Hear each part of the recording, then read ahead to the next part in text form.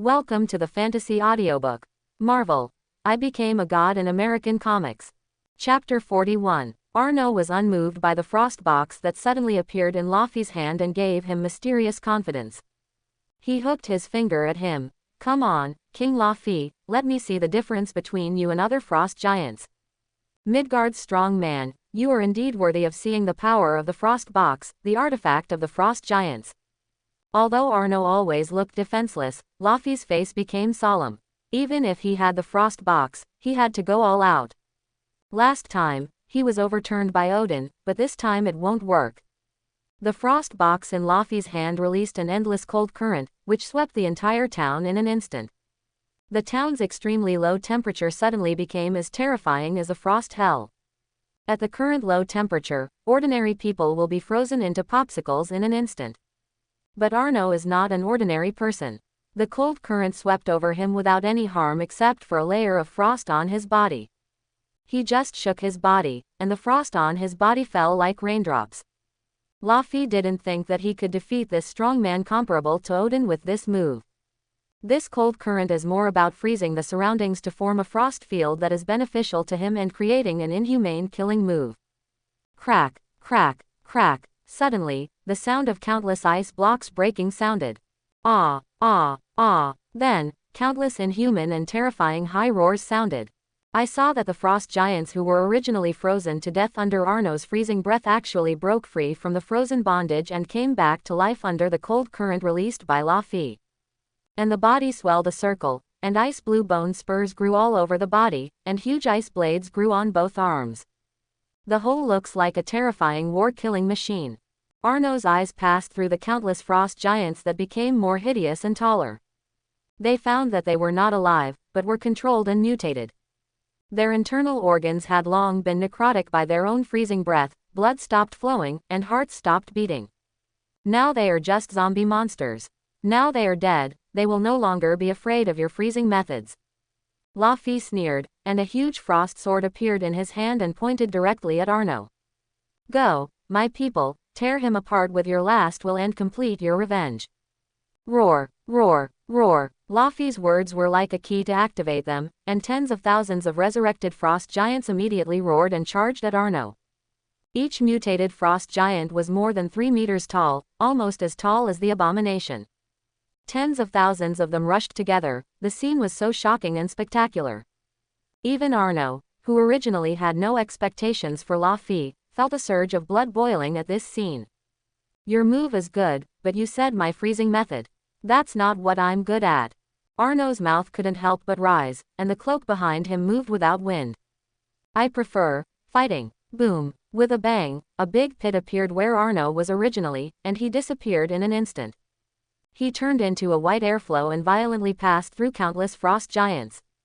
In an instant, broken bodies were everywhere and internal organs were flying. Arno stopped his body from rushing forward and raised his hands to catch the 2 ice blades that were cut. With a twist of his hands, the 2 huge ice blades were torn off along with the arms of the 2 frost giants on the left and right. Holding the 2 ice blades, he casually split the 2 frost giants who had lost their arms in half to help them get rid of them, and Arno smiled cruelly. With a kick of his foot, the whole person rushed into tens of thousands of frost giants again with 2 ice blades. Then the double blades flew, and the blue afterimages chopped down countless frost giants. There is no skill, only pure strength and speed.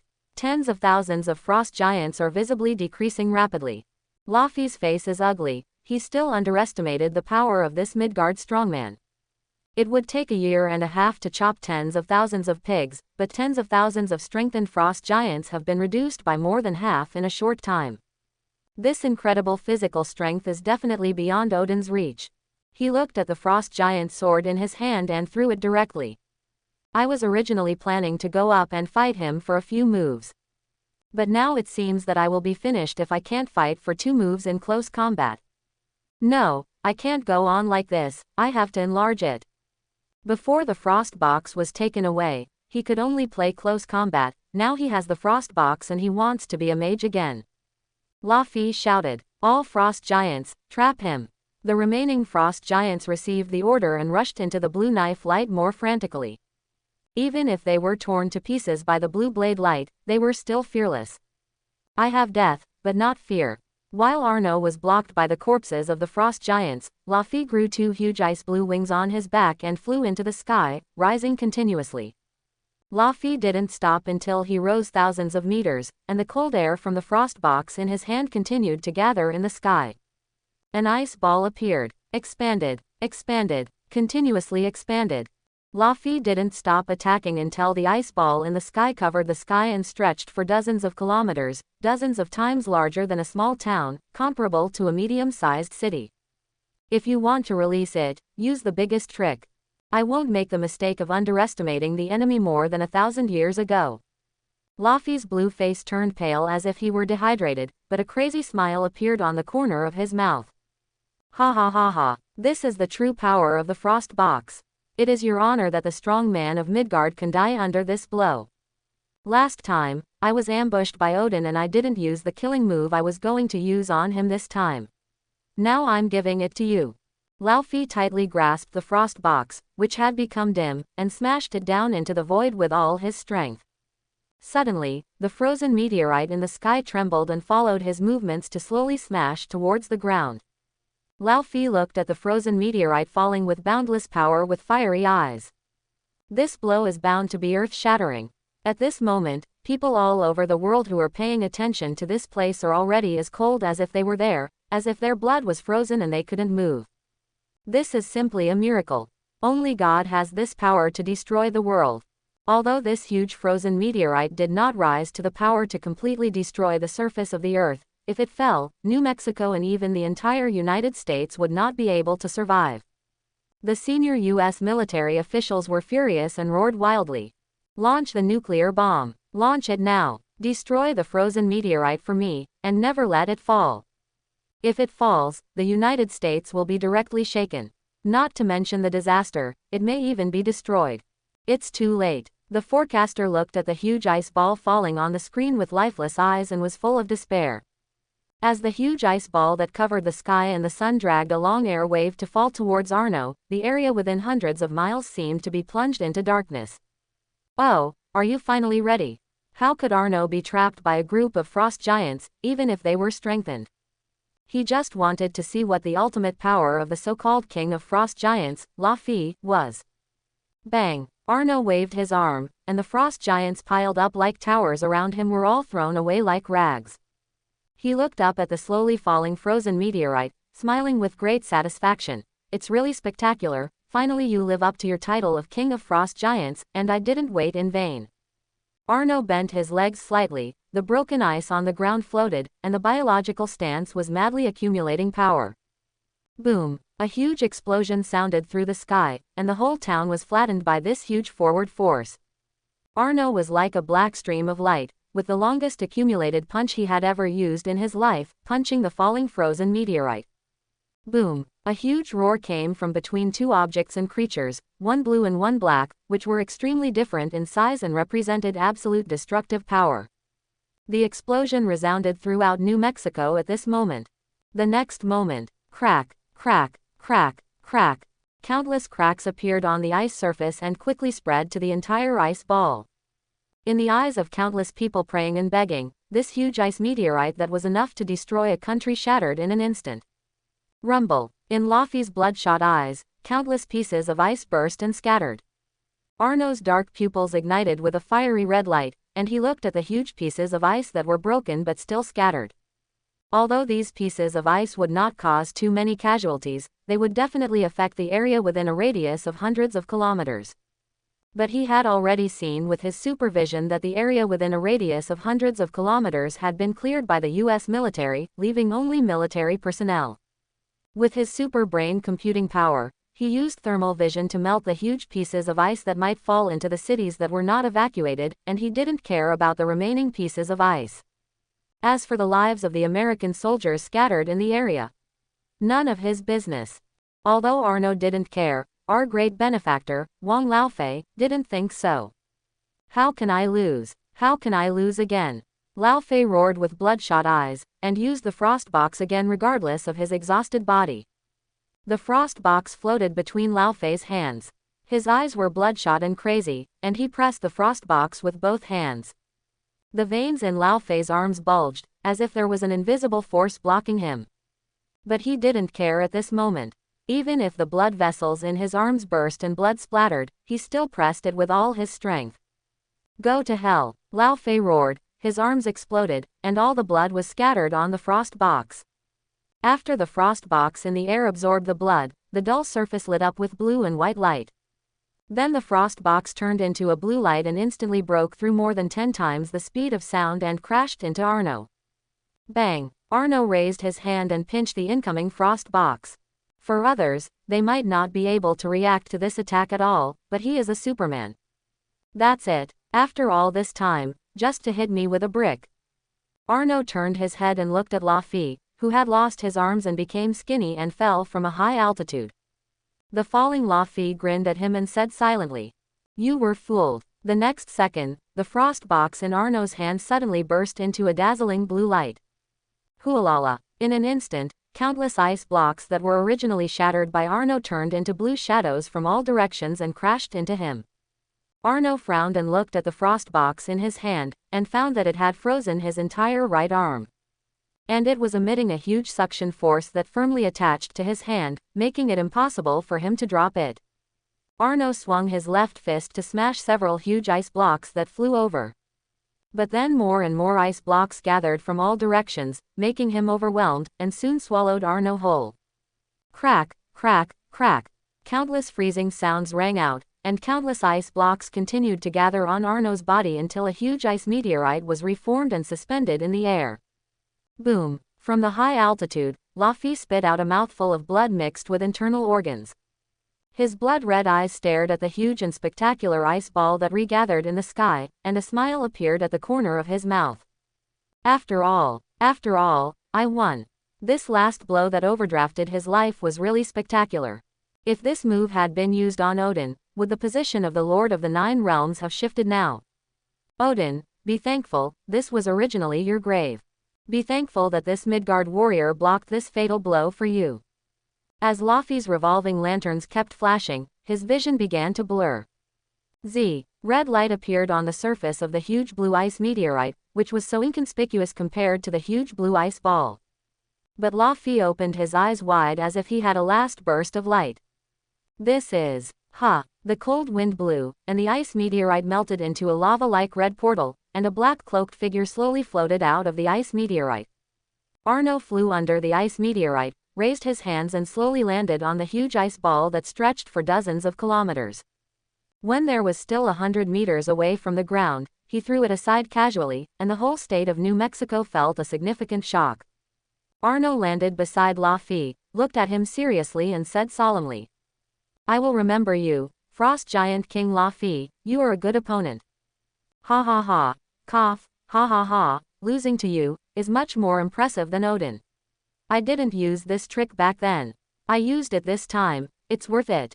The power of the last breath was completely exhausted in La Fei's laughter. He used up his last bit of strength to turn his head and look at the huge ice meteorite. The last look in his eyes was satisfied. It's so beautiful, my masterpiece. Lao Fei's vitality dissipated, and a generation of Frost Giant King fell. Arno leaned over to close La Fei's eyes, and tore off his black cloak to cover his body. The last bit of dignity was retained for the Frost Giant King. Arno suddenly sensed a dangerous aura. Buzz. A huge buzzing sound came from the sky, and a rainbow bridge beam fell towards him at a high speed.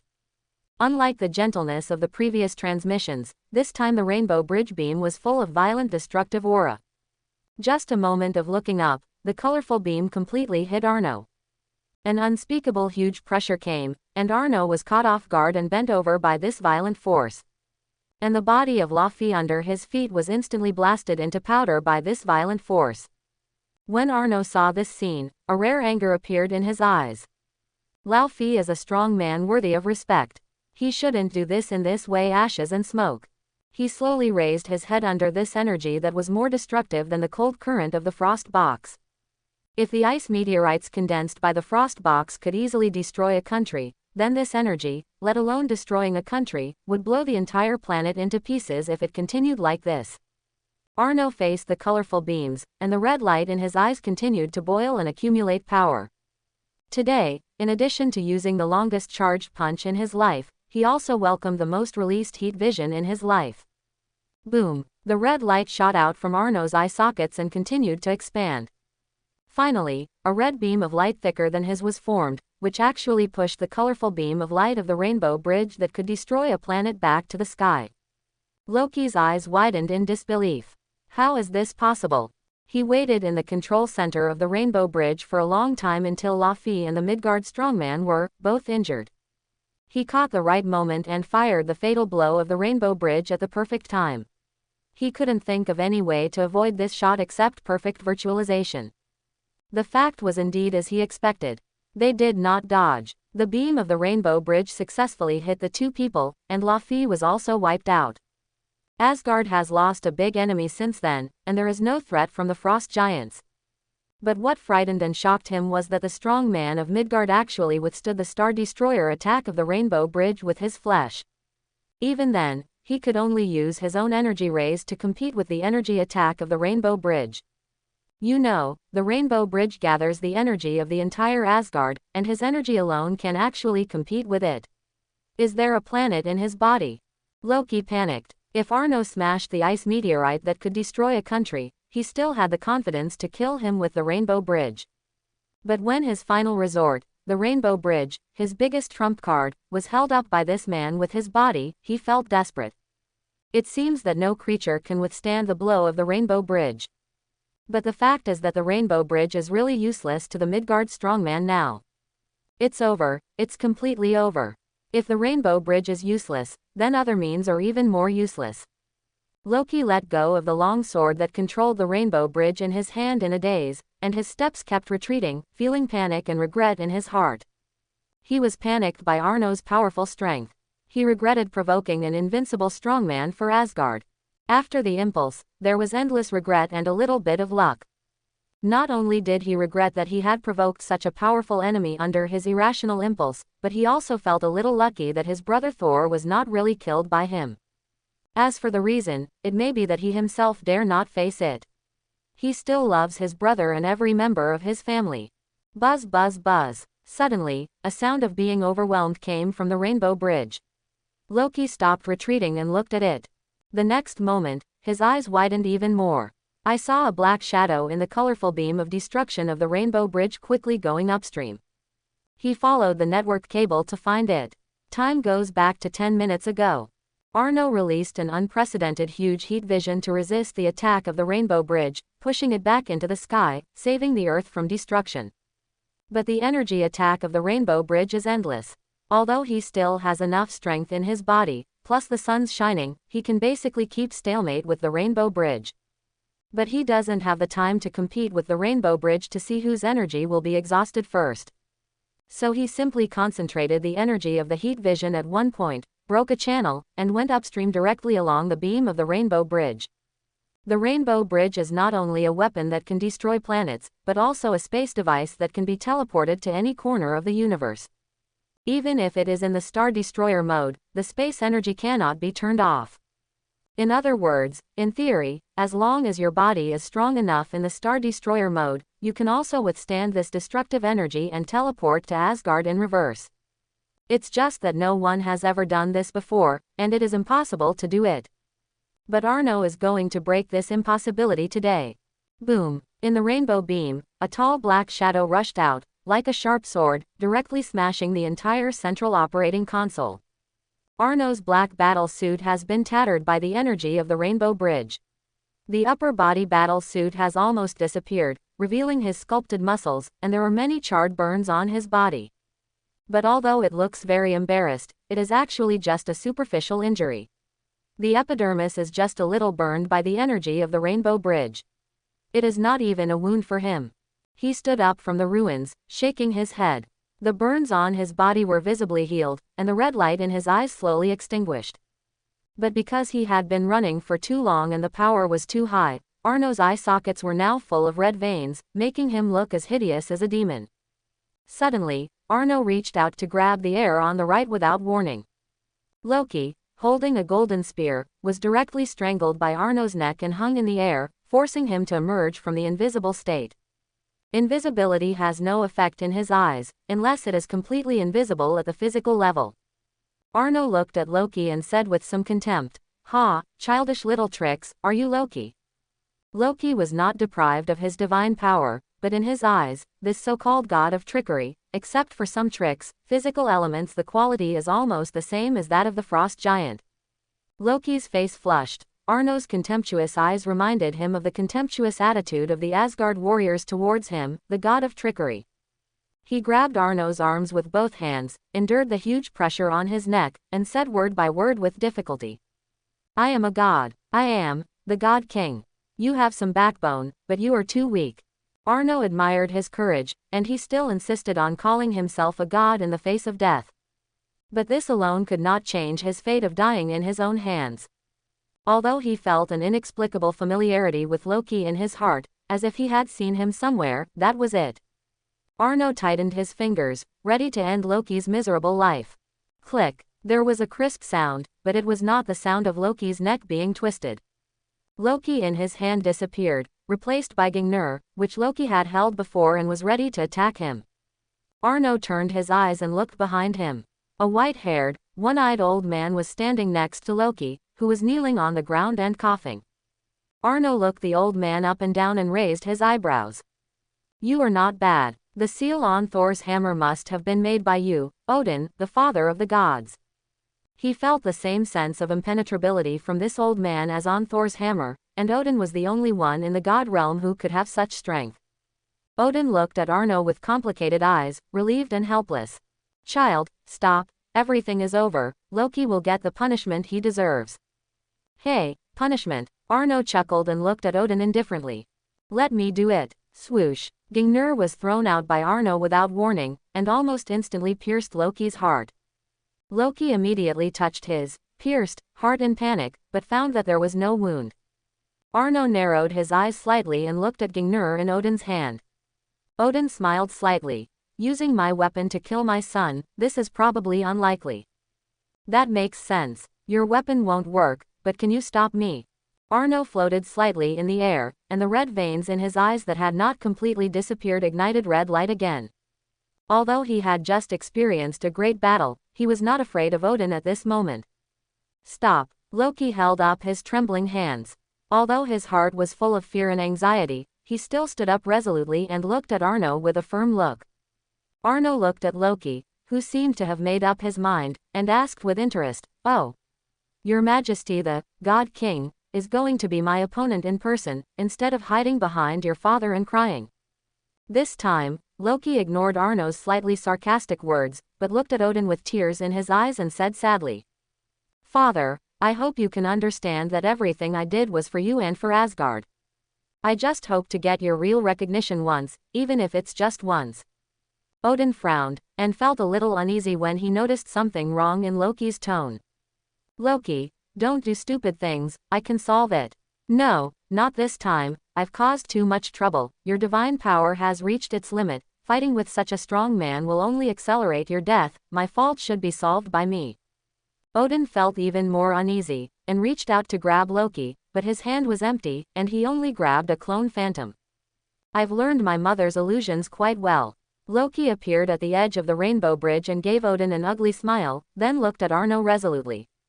"Everything in Midgard was done by me personally, and has nothing to do with Asgard. I hope you won't take your anger out on Asgard." "No, Loki." Odin had guessed what Loki wanted to do, and with a flash of golden divine power, he rushed towards Loki. "With my death, I will appease your anger." Loki looked at Odin with nostalgia for the last time, and resolutely jumped off the rainbow bridge and fell into the turbulent space. Odin stretched out his hand weakly, looking sadly at Loki who disappeared in the space turbulence. Arno slowly fell down, the red light in his eyes extinguished, and he squinted at Odin who seemed extremely sad. "Don't pretend, with your strength, you can easily stop him from jumping down, and your last little trick can't be hidden from me." He saw at the moment Loki jumped down, and a golden light in Odin's hand that was so fast that it was almost invisible merged into Loki's body. It's just that Odin was there, and he was destined to be unable to kill Loki before killing Odin, so he didn't stop Loki from asking for death. Odin sighed deeply and shook his head. I didn't think I could hide it from you, and I did leave some tricks on Loki to prevent him from dying in the space turbulence. I'm just sad for everything he will go through next, which is destined to be a painful but necessary growth. Oh, Arno didn't comment, and didn't care about it. I'm old, so I talk more unconsciously. Don't mind it. Odin glanced at Arno, who was indifferent, and stopped playing the emotional card. In addition, I will compensate Loki for the damage he caused in Midgard. Speaking of this, Arno became excited. Oh, how do you want to compensate me? Odin paused and rolled his eyes. Compensate the people of Midgard who were affected by this incident. In my opinion, your gains this time are far greater than your losses, right? Although this battle was really exciting, it was the first time he felt so happy after getting the superhuman physique, but Arno didn't buy Odin's tricks. He spread his hands. What can I gain? I just worked hard to protect my earth from the frost giants and your realm of gods. Odin said to Arno. Odin was a little speechless for his shamelessness, and his mouth twitched. In fact, Midgard, which is what you call the earth now, should belong to me. It is my earth. Odin said this and changed his mind. But if you really want it, it doesn't matter. Anyway, with that woman here, I actually have no right to interfere with the earth. Arno thought, that woman. Ancient One. Oh, you know her. Odin was a little surprised, but then he was relieved. But that's right, anything can happen to you. Arno became curious. You seem to be familiar with me. From the beginning, he found that Odin never had any hostility towards him, and his eyes and words were kind to him like an elder. Odin did not answer his question, but pointed to the glorious and beautiful Asgard in the distance. Look, it's beautiful here, no pollution, no war, no hunger. Arno looked in the direction Odin pointed, his sight passed through layers of space, and saw the magnificent ancient city, the people living in harmony, the innocent children playing, and the mountains and rivers full of vitality. Then compare it with the various wars, civil wars, pollution, and cannibalism on Earth. He couldn't help but admire. Indeed, this place is as beautiful as the legendary paradise. Odin sighed. Yes, this is Asgard. It took me tens of thousands of years to achieve all this dreamlike, but it's a pity. What a pity. Unfortunately, according to the original trajectory, its glory has less than 10 years of life, and it is about to usher in the dusk. Even your strength can't stop it. Arno asked solemnly. Although he is not afraid of Odin, how terrible it would be if even Odin couldn't stop the catastrophe. If it appears on Earth, can he deal with it with his current strength? Odin shook his head and said calmly, no, I can stop it, but that is no longer my destiny. If I stop it in advance, it will only bring about a more terrible disaster. Then Thor and Loki, as your descendants, can't stop it. In response to Arno's question, Odin said with some regret, Thor, he is brave but not wise, and he is not strong enough now. He is too dependent on his hammer. He is the god of thunder, but he has become the god of hammer. Arno thought about Thor, who always talked about Mjolnir, and nodded in agreement. Odin continued, and Loki, he is smart but not kind, and in fact he is not my biological child, but the child of Laufey, the king of the frost giants who died in your hands. Arno was stunned. He really didn't know this. It is also difficult to associate the thin Loki with the sturdy frost giants who are more than 3 meters tall. And from Loki's previous posture, it was clear that he was planning to kill him and Laufey together. He even planned to let him fight against the frost giants, which killed tens of thousands of frost giants and almost wiped out the frost giants. There is no power to resist in the future. As a result, it turns out that he is the son of the king of the frost giants. What a great way to kill one's own relatives for the sake of justice. What a filial piety, family members. Odin knew what he was thinking and defended Loki. Loki was abandoned when he was an infant because of his weak physique. I brought him back and raised him like a son. He also regarded Asgard as his real home. In my opinion, there is no difference between him and Thor. They are both real Asgardians. Arno waved his hand to interrupt Odin's nagging, indicating that he didn't really want to figure out the complicated relationship between their family. Why is this old guy so talkative? Do I look like a good person to talk to? Okay, I have nothing to do with this. I'm tired of hearing you talk. Give me the compensation and send me back to Earth. Odin was not angry at Arno's interruption. He nodded. Compensation, yes, I must compensate. He touched his white beard, pointed to the distance and smiled. Look, what is that?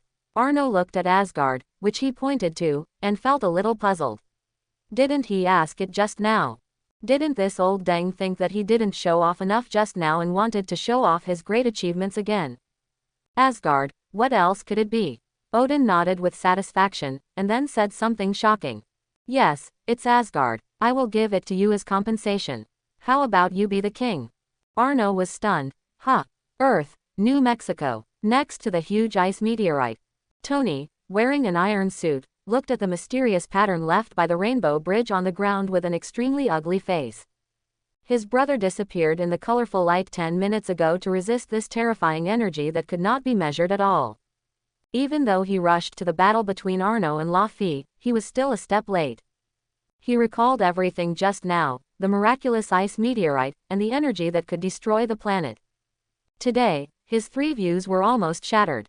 In his opinion, the Earth could not resist any of these forces without his brother. But at this moment, he would rather Arno did not resist all this.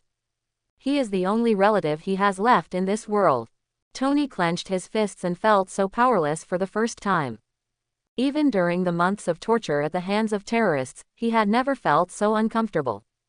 Because he knew that there was someone who would always be behind him. His brother, Arno Stark.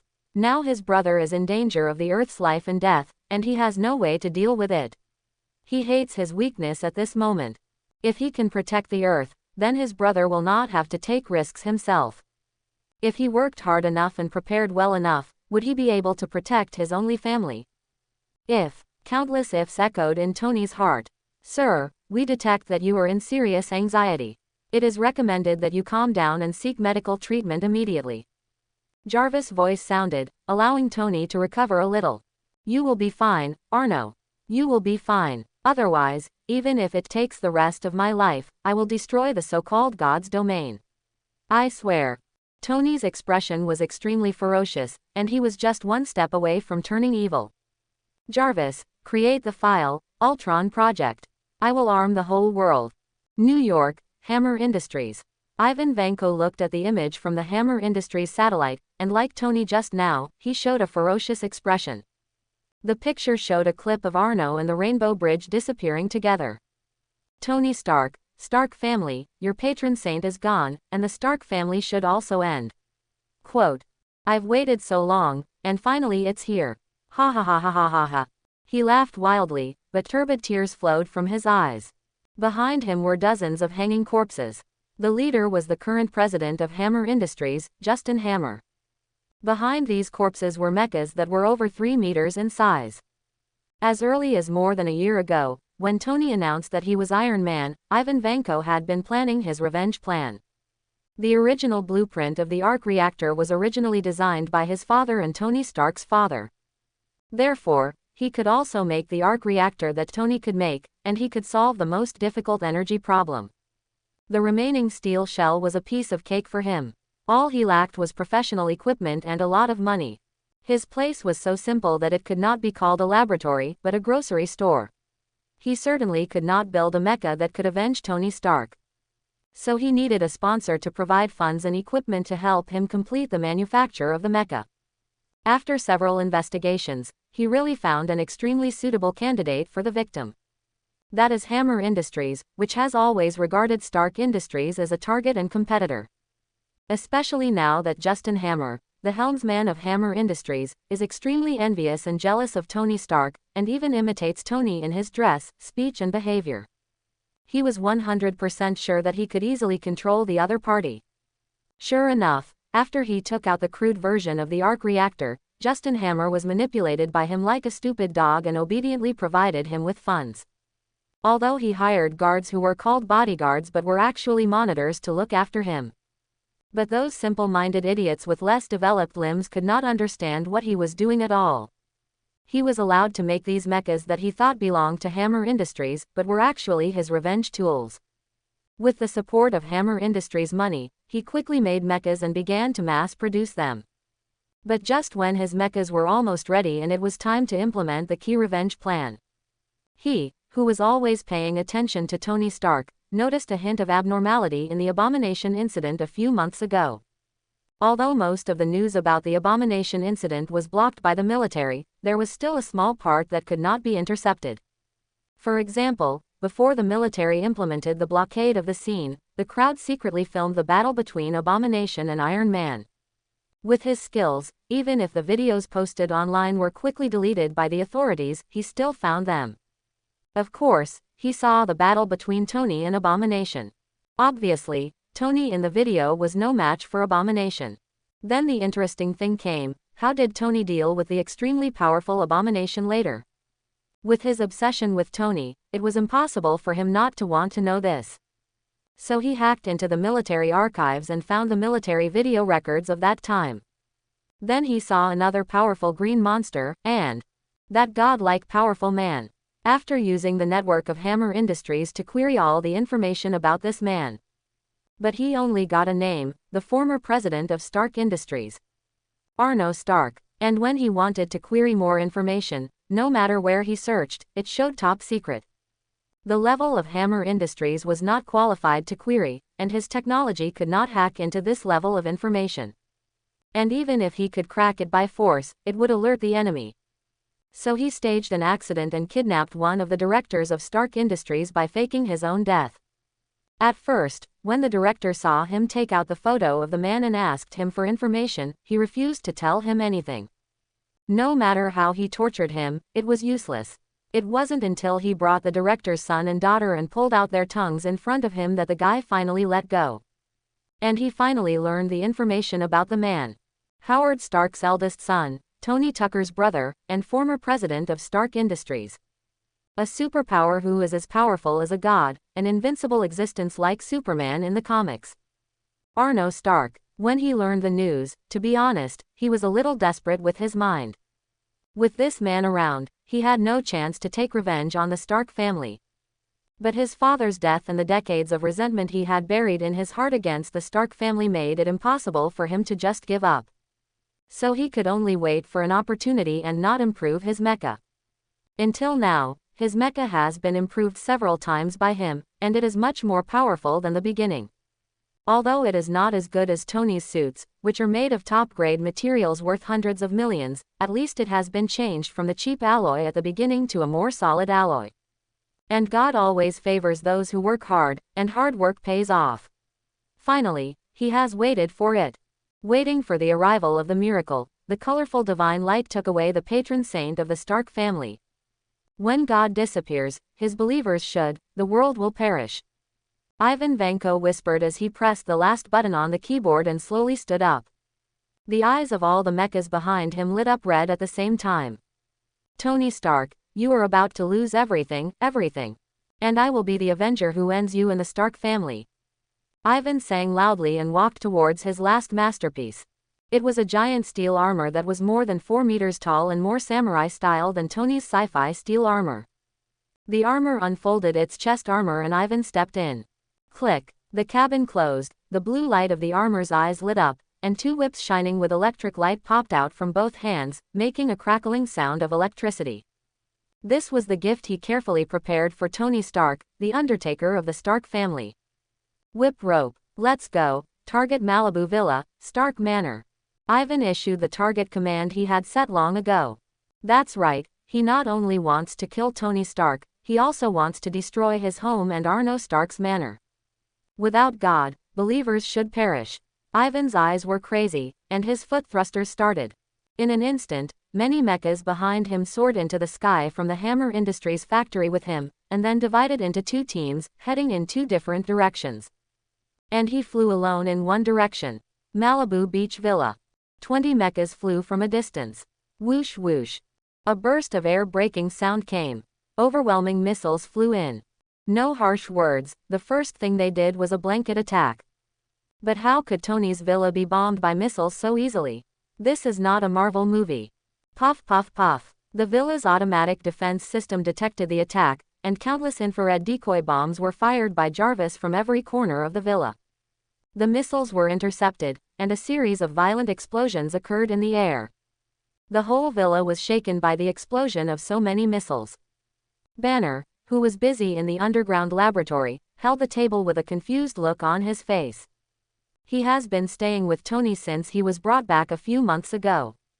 Because there are too many people who want to arrest him in other places, only Tony is safe, and the treatment is good. Here Tony will not only protect his safety, but also provide him with a top laboratory so that he can study how to deal with Hulk. The price is to help Tony design a power mecha. At least it should be able to match the Hulk. Banner naturally accepted this, for him it was a win-win situation. Or he won twice. He can get rid of the pursuit of the military and other forces, and can also make an armor that can control the Hulk. This is not winning twice. Jarvis, what's going on outside? Mr. Banner, 20 unknown mechas appeared outside the villa and are attacking the villa. A projection appeared in front of Banner, accompanied by Jarvis's voice. Banner looked at the 20 mechas in the sky that were more than 3 meters tall and emitting blue light on their chests, and his brows were furrowed. Arc reactor. Tony's technology leaked. Banner's first reaction was this, but he immediately shook his head to reject this guess. No, this is impossible. He has seen the degree of encryption Tony has put on the Mark series of battlesuits and the arc reactor. With the protection of the artificial intelligence Jarvis, it is impossible for anyone to steal and break the secrets of the arc and the battlesuit technology. There is no doubt that this is a counterfeit. After all, since Tony announced that he is Iron Man, there have been many forces that want to copy the Iron Man suit. Although they often end up in failure in the end, after all, not everyone can be called Tony Stark. A man who can rub a mecha with a pile of junk copper and iron in a cave. Jarvis, can you get rid of them? Sorry, I can only intercept them for a while. The current defense system of the villa and the Mark 23 prototype are not enough to support the complete destruction of the enemy. Okay, tell Tony that I will take care of the villa and let him go to Pepper's group. I always feel that these are not all. Slowly walked out of the villa, looking at the many mechas in the sky that were temporarily blocked by the villa's defense system and the 2 sets of Mark suits controlled by Jarvis. Banner shook his head helplessly. Really, it took a lot of effort to be myself for a few months. Jarvis, cover the high altitude area with firepower to let them lower their altitude, and then leave it to me. After saying the last sentence, Banner's face twisted and turned green, and his body size skyrocketed. Understood, Mr. Banner, I wish you a successful start. It's Hulk. Roar. With a roar, Hulk jumped like an extremely strong bullfrog and pounced on a mecha with a big jump. And Hulk is obviously not just a big bullfrog, he is a violent bullfrog. Even though the mecha has been optimized by Ivan and replaced with a hard alloy, it still can't withstand Hulk's unreasonable strength. He is like a mad bullfrog, tearing the mecha under him into pieces. And before the mecha loses power and falls to the ground, he kicks the mecha and uses the force to jump from the air to another mecha. Who says that if you can't fly, you can't fight in the air? I, Hulk, am invincible in air combat. Hulk, who hasn't been out for a few months, is almost going crazy. Now he can release it to his heart's content. He is so happy that he wishes there were more of these toys for him to fight. Now he just wants to yell, bring some Brazilian girls. At the beach villa, with Jarvis's air suppression and Hulk's low-altitude invincibility, the battle situation quickly stabilized. It seems that it won't take long to destroy all the 20 attacking mechas. Stark Manor was also attacked.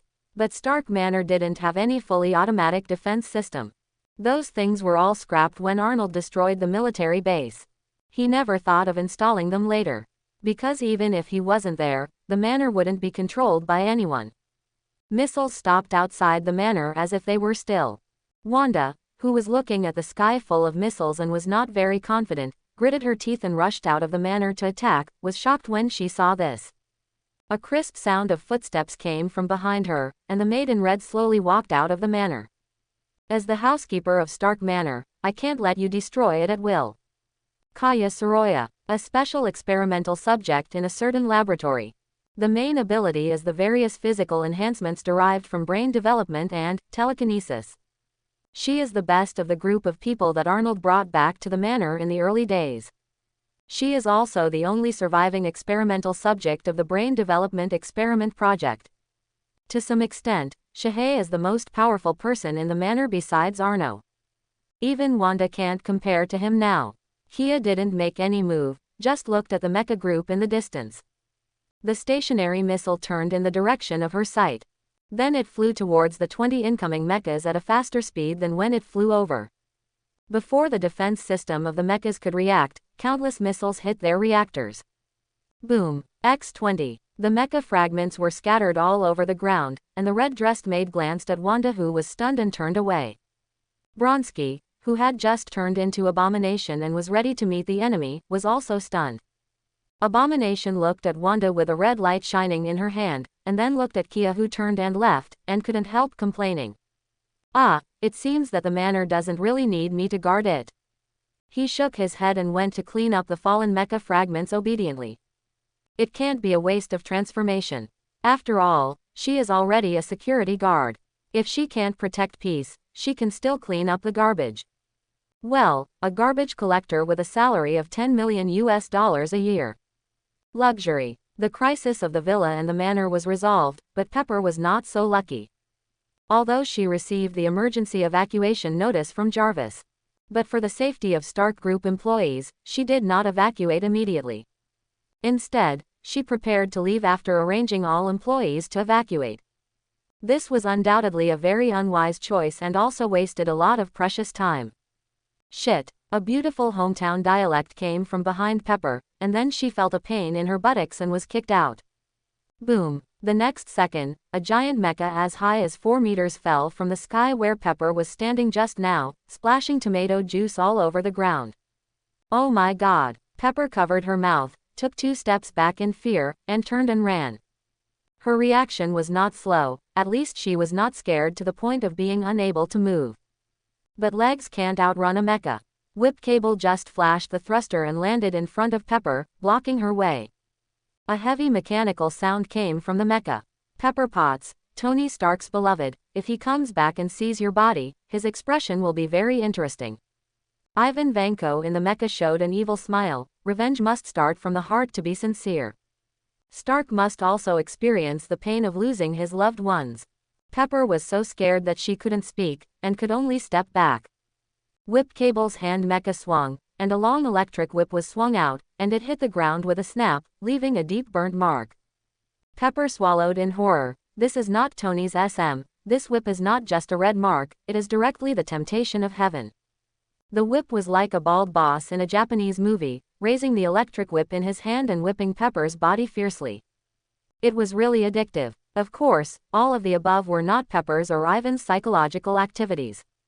Rather, they were the brain supplements of Pepper's temporary bodyguard, our Mr. Deadpool, Wade Wilson.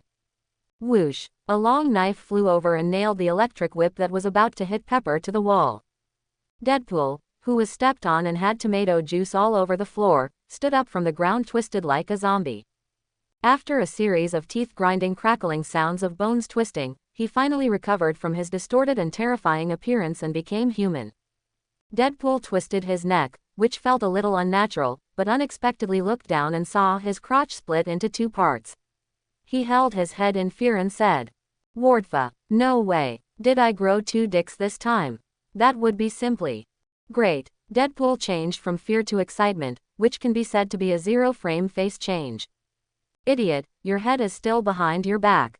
Even civilized people like Pepper couldn't help but curse. Didn't Tony really give her this temporary bodyguard because he thought he was a psychopath and was too annoying? Deadpool blinked, clapped his hands in sudden realization, and then looked at Peppercorn in disappointment. "I see, thank you for telling me this disappointing news." Peppercorn suddenly pointed at Deadpool's back, in horror and shouted, "Don't worry about it, the big guy behind you is coming." Deadpool turned around and greeted Whiplash calmly. "Hello, Mr. Pirated Iron Man, can you please wait, let me turn my head first." Swish, he responded with a rocket. Ivan didn't want to waste words with this idiot at all. Boom, the explosion sounded, and the flames shot out. However, Deadpool held a long knife and calmly walked out of the flames of the explosion. "I can split bullets, and missiles are also bullets. It's normal that I can split them, right?" A faint tone, a strong sense of pretense. If you ignore the back of his battlesuit that completely disappeared due to the explosion, it is really handsome. "Boss lady, you go first, leave this to me."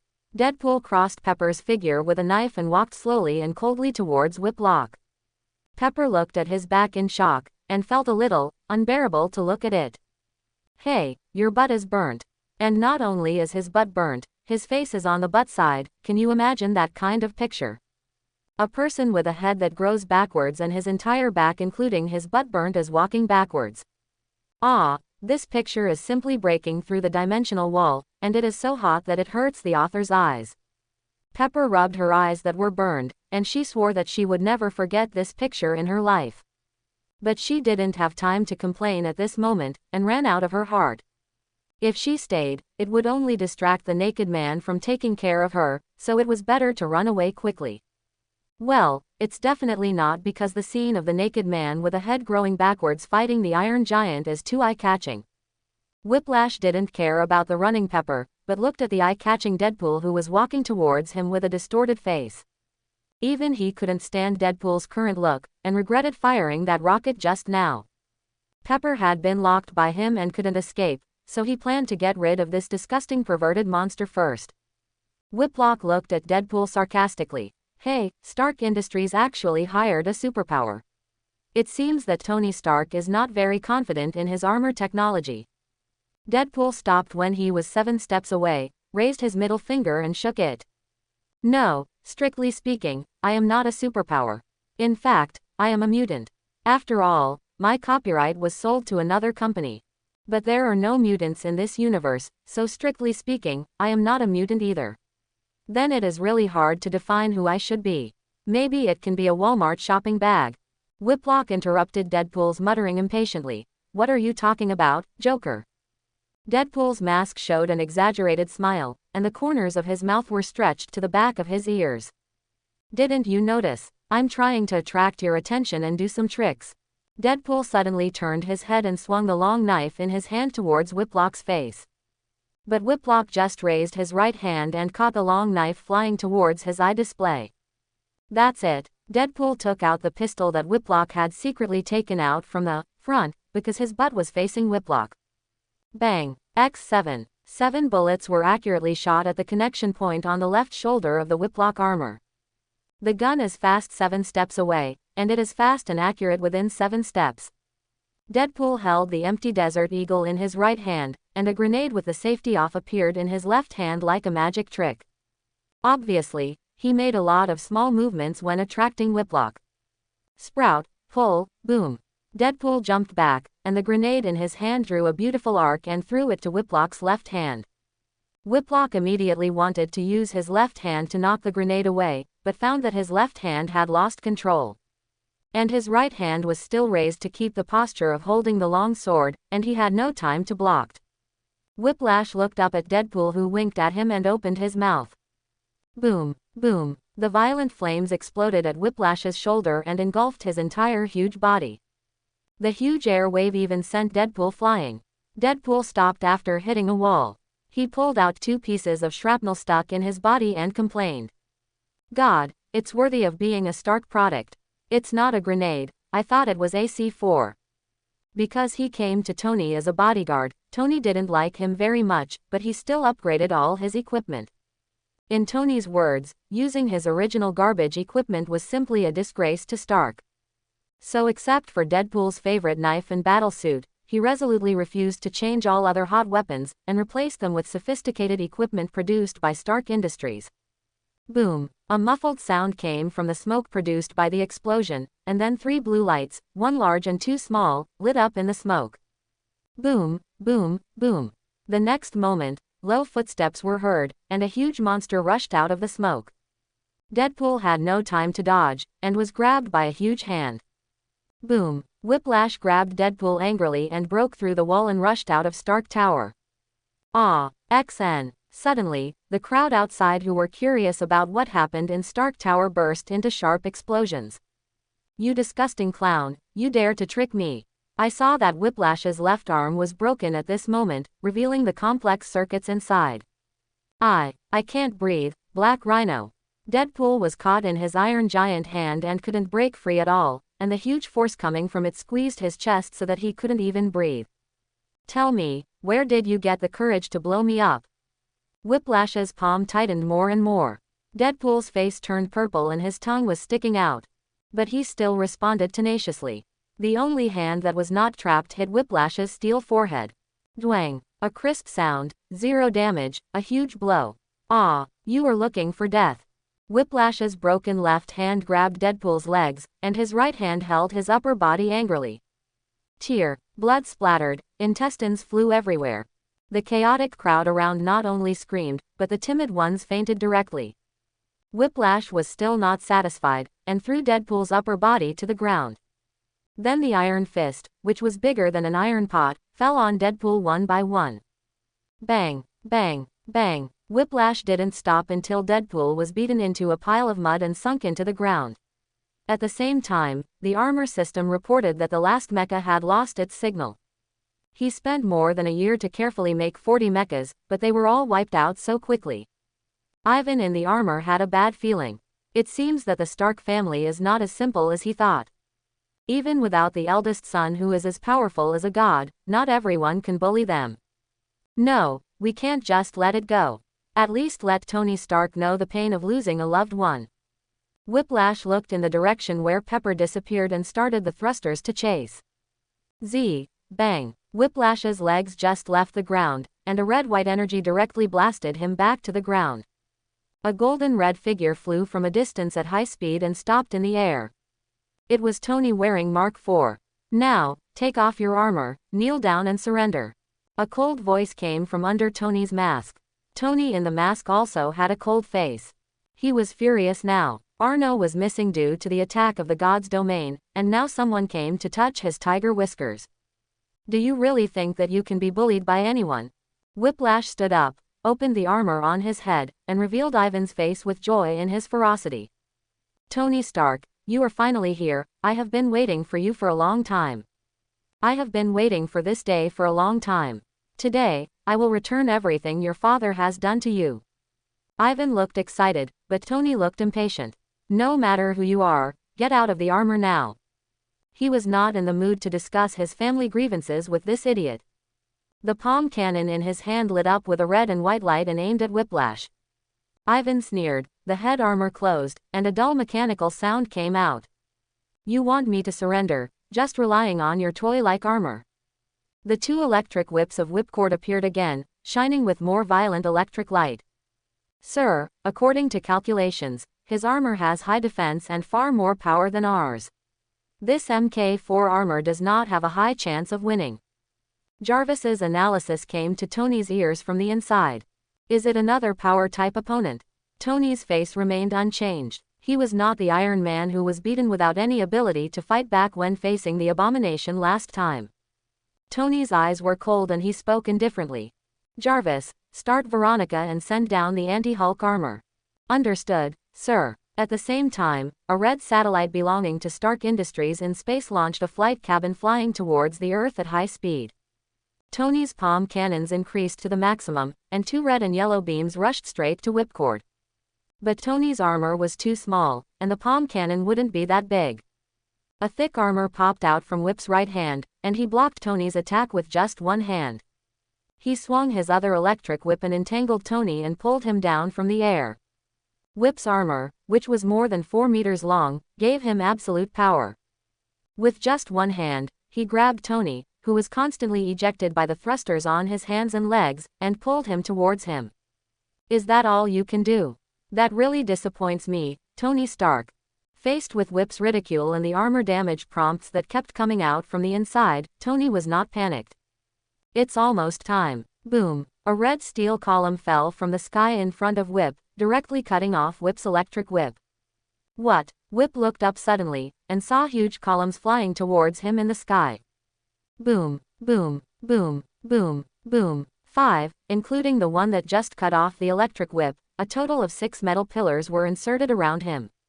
He sensed something was wrong, but before he could start the thrusters to escape, the 6 pillars unfolded the metal side panels and quickly merged into one with a flash of lightning, forming an airtight metal cage that trapped him. Whip's eyes went dark, and then he was even more angry. His chest was shining with red and yellow light, and he was constantly accumulating power. Buzz buzz buzz. A huge buzzing sound came from the metal cage. Boom! A thick beam of light broke a big hole in the metal cage. Whip pulled the edge of the big hole hard and stretched half of his body out of it angrily. Enough, Stark, you can't trap me with this. I didn't think of using this to trap you. Tony was still calm, and pieces of red and gold parts flew out of the flying cabin suspended in the sky. It was assembled automatically on Tony's body. When Whiplash came out of the cage, Tony had changed a lot. Not only was he over 4 meters tall, half a head taller than his armor, but he was even bigger than his armor. The last steel mask was closed, and the 2 layers of armor couldn't block Tony's cold eyes. Now, a fair fight begins. But is it fair? No, this is a crushing. Boom, crack. Tony's armor was made according to the power that exceeds the Hulk. Even if he didn't really exceed the power of the Hulk, Whiplash couldn't resist it. Just a fist fight, Whiplash's right hand was smashed to pieces. Together with Ivan's right hand, it was shattered into slag. Ah, die, Ivan screamed, and the orange laser of the reactor on his chest began to charge and blasted towards Tony. Tony was not afraid at all, and the blue laser on his chest also blasted back. The result was obvious. After a few seconds of stalemate, the energy of the anti-Hulk armor was exhausted, completely overwhelmed the energy of the whip. Boom! The blue light covered everything, and the whip was completely swallowed by the blue energy. Tony was not surprised at all, although he could see at a glance that the man on the opposite side was also using the arc reactor. But his suit of armor was equipped with his latest developed new reactor. It used the Howard relics brought back from Arno to make new elements. This is the crystallization of the wisdom of 2 generations of geniuses, which is not comparable to this Ivan Vanko. Looking at Ivan, who was seriously injured because of the chest armor of the whip armor being shattered, Tony did not have too many emotions. Even if the information showed that Ivan Vanko's father was a colleague who studied new energy with his father, he did not have any waves in his heart.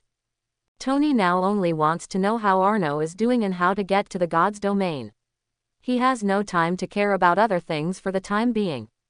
As far as he knows, there is still a prince in the god's domain on Earth, and he plans to interrogate him in person. Parts of Tony's body fell off automatically and flew back to the flight cabin suspended in the air. He turned around and prepared to leave. Anyway, Ivan Vanko had lost his ability to move and was destined to spend his next life in prison. As for Deadpool, who was beaten into ketchup, he was not worried. He saw it with his own eyes the last time he went to the manor. Deadpool only had a head left, but the next day he became a disgusting scene with a big head and a small body. This guy's recovery ability will be fully restored in a while. A mere fatal injury is nothing to him. Tony didn't plan to pursue it anymore, but some villains like to talk too much. Hey, Tony, it feels bad to be poisoned by palladium. Ivan Vanko's mocking voice came from behind. You will die. Even if you don't die in my hands, the arc reactor you got from your father will make you die in great pain. Do you know why? Because he stole my father's technology, ha ha ha ha. Ivan laughed wildly. He knew that Tony was attacked in Afghanistan. He even went to Afghanistan to find the surveillance video of Tony working as a blacksmith in a cave, and knew that he survived by relying on the arc reactor in his chest. Ivan's words made Tony stop successfully. The Mark IV automatically unfolded, and he walked out of the armor without any scruples. Tony walked up with a cold look in his eyes and picked up Ivan Vanko, and directly pulled open his clothes, revealing his smooth chest. I took out those shrapnel a long time ago, your information is outdated. After Tony finished speaking, he threw the shocked Ivan to the ground, grabbed his hair and faced his Mark IV armor. And I have long stopped using your backward arc reactor, and your father's research is not worth mentioning. The new energy created by my father is the greatest invention, not your father who wants to cooperate with terrorists. That's why my father was kicked out of Stark Industries. After saying this, Tony let go of the distraught Ivan and turned away without looking back. Tony Stark, you won't kill me, your hypocrisy doesn't allow it, but my revenge will never end. People won't believe God if he bleeds. Mortals don't care what blood God sheds, they will only see that your armor has been reproduced. I won't die, and my revenge will never end. I will come back. Ivan screamed at the top of his lungs, trying to provoke Tony to kill him and break his hypocritical justice. Yes, I won't kill you, I'm hypocritical. Tony didn't look back and just waved to him. But, you just offended more than just me, so, bye. Ivan was stunned, and then felt the sunlight above his head blocked. Looking up, he saw a terrifying figure with only the upper body, and scars all over his body, even the entire gums and nose bones exposed, crawling on top of his scrapped armor and looking at him. Have you tasted death? A hoarse voice squeezed out of the throat of the terrifying figure that was almost crushed into a meat pie. Two eyeballs without eyelids bulged close to Ivan Vanko. Even Ivan, who killed without blinking, was frightened by the scene in front of him and his heart slowed down by half a beat. Deadpool's upper body suddenly pounced on Ivan Vanko. No, a sound that made people's teeth ache came. Ivan Vanko was torn by Deadpool exactly the same as he was smashed before. The death was extremely tragic, to the extent that the picture could not be put on the shelf. Ivan's revenge plan, which he had planned for more than a year, failed in just one day. He underestimated the Stark family and the current Tony Stark. It can be said that he had finally waited for the revenge opportunity after Arno left, and the damage caused to the Stark family was almost nothing except that the lobby of the Stark building was messed up and a wall was destroyed. This paternal feud that lasted for decades ended hastily with Ivan Vanko's death. Tony was in no mood to care about anything else. He was still looking for Thor's traces and planned to force Thor to tell him the way to the realm of God. Arno was looking at Odin speechlessly. The throne, are you senile? I am not one of you so-called gods, let alone your son. Odin smiled indifferently. I am not senile yet. As for the identity of the gods and your power, is there any problem in saying that you are a god? The power of the sun in your body is even stronger than all the sun gods I have seen. You are not a god, but you have surpassed the gods. Besides, who said that the throne of Asgard can only be inherited by my son? I am the God King. I accept whoever is the God King, he is the God King. Arno's mouth twitched. What a willful old man. The throne of the God King, given as he said, to an outsider. But is such a good thing really that simple? He looked at Odin with a playful expression. Are you sure you want me to inherit the throne? Do you trust me so much? Aren't you afraid that I will destroy your Asgard? Faced with Arno's 3 consecutive questions, Odin directly handed the artifact Gingnir, which represented the God King, to Arno to show his sincerity. I am very sure, believe me, you are more suitable for Asgard than Earth, and Asgard will be more glorious in your hands. Arno was a little surprised when he saw Gingnir handed over by Odin without hesitation. But before he could consider whether to accept the position of God King, a gentle voice came and interrupted the handover ceremony between the two. That's not necessarily true. Mr. Stark is a native of Earth, and that is his hometown. Arno and Odin looked in the direction of the sound at the same time. The bright sparks gradually expanded, and a figure in a yellow wizard robe walked out of the rotating portal. The man took off the hood on his head, revealing an elegant and easy-going face. Odin narrowed his eyes, his smile disappeared instantly, and he said in a cold tone. What a coincidence, Supreme Sorcerer, Ancient One. Ancient One still had a gentle smile and nodded to Odin God King in return. Your Majesty, I am sorry for the intrusive visit. Odin said nothing with a cold face, cursing in his heart. This woman is really not a good person. She didn't come earlier or later, but chose this critical time of handover. It's amazing to have the time stone. Ancient One didn't care about Odin's cold face, and greeted Arno with a smile. Mr. Stark, I haven't seen you for a long time. You are completely different from before. Oh, I don't remember that I have seen the most mysterious Supreme Sorcerer on Earth. Arno smiled lightly, and was not surprised by Ancient One's words.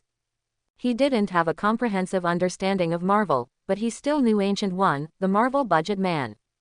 The cost exploded as soon as the attack was launched, and the bug of directly killing the character offline was present. As the Supreme Sorcerer of the Earth, with the Time Stone, a rule-based treasure, it was normal for her to know the existence of this variable. Ancient One stepped forward and stood naturally between Odin and Arno, separating them, and forced Odin to take back Gingnir in his hand. Odin's cold and hard face suddenly turned dark, and Ancient One continued to chat with Arno as if he didn't see Odin's stinky face. It's normal that you don't remember, because the last time I saw you was more than 40 years ago. Speaking of which, I once held you. At that time, you were just over a month old. You were like a porcelain doll that would break at the touch, very weak, but very cute. Unfortunately, you had fallen into a long sleep at that time, and we had no chance to meet each other. Arno didn't expect that Ancient One had already found him a long time ago, and even came more than a month after he was born, that is, just a few days after he fell into a deep sleep. Arno looked puzzled and said, "Since Master Ancient One found me at that time, he must have known my identity.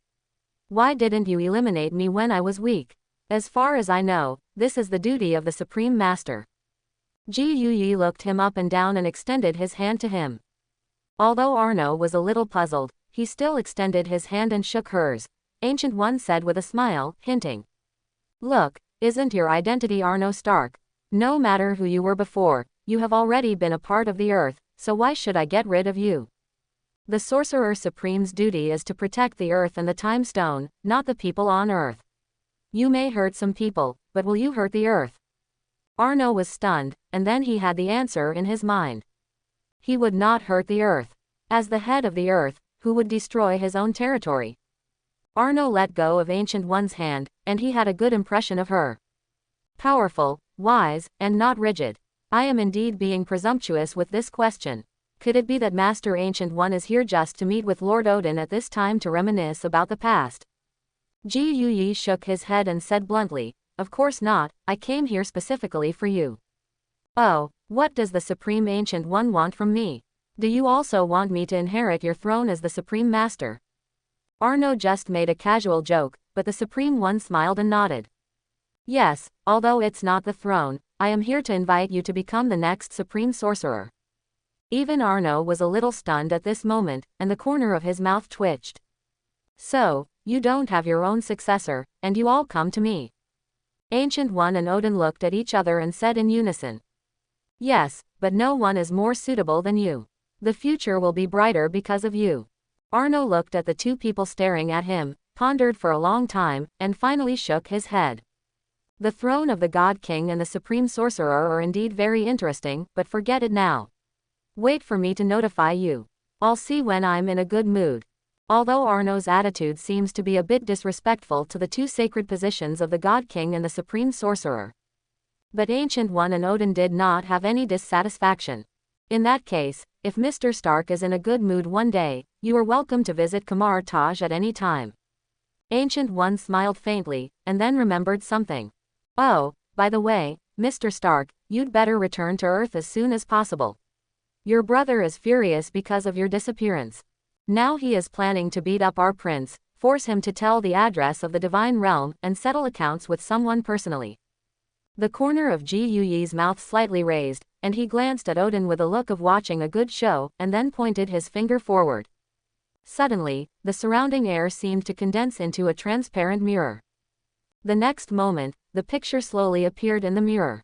It was the picture of Tony breaking into the Triskelion building and picking up Thor, who was being warmly entertained by Nick Fury in the office of the Director of S.H.I.E.L.D. Odin's face darkened, although he sealed Thor's divine power. But seeing him being picked up by a mortal without any resistance, he was still a little angry. If Thor really fully awakened the power of Thor and did not rely on that broken hammer, then he could completely break the seal with his own power of Thor. Instead of being useless without a hammer, you will be powerless in the hands of a mortal. 20. Then please help me open the door, Master Ancient One. Otherwise, I'm afraid that the son of God King Odin will be beaten into a pig's head by Tony later. Although Arno said that he was afraid that Thor would be beaten into a pig's head, he looked at Tony, who had already begun to torture Thor, with a smile in his eyes, and expressed his satisfaction. "Not bad, very spirited, this is like his brother. Don't always use gentle means, and use tough means occasionally.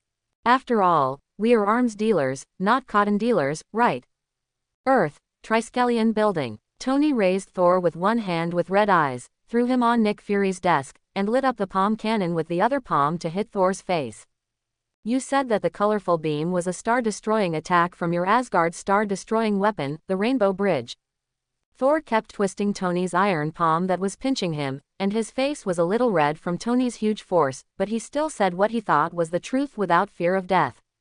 "Yes, the Rainbow Bridge is Asgard's most powerful star-destroying weapon, and no one can survive its attack. That Midgard strongman is indeed worthy of respect, but he and Laufey were undoubtedly blown to ashes by the Rainbow Bridge. Hearing Thor's reconfirmation that the Asgardians used star-destroying weapons to attack his brother, Tony could no longer control his emotions, and the palm cannon in his hand lit up with a dazzling light and was ready to go. You shock point male protagonist, I'm going to blow up your stupid face. At the critical moment when Tony was charging and firing, Nick Fury, who was facing a dark face, pushed Tony away, causing Tony's shot to hit the wall. Tony Stark, stop. Do you think I don't exist? This is S.H.I.E.L.D., not your Stark Industries. This is not a place for you to do whatever you want. Nick Fury pointed at Tony, with an imposing manner and a look of oppression in his eyes. But he forgot that he was facing Tony in a rage, who would listen to him. Dwang. Tony punched the black salted egg who was pointing fingers, his eyes full of blood. You UHG, who the hell do you think you are? You didn't come out to fight when the God Realm was in trouble, and now you are helping this fool from the God Realm. Do you really think I dare not kill you? Nick Fury stood up staggeringly. Tony's punch made him seem to see the scene of his ancestor being beaten. He looked at Tony angrily, but the next moment he turned expressionless again, making it impossible to tell his emotions. He secretly clenched his fists and calmed down.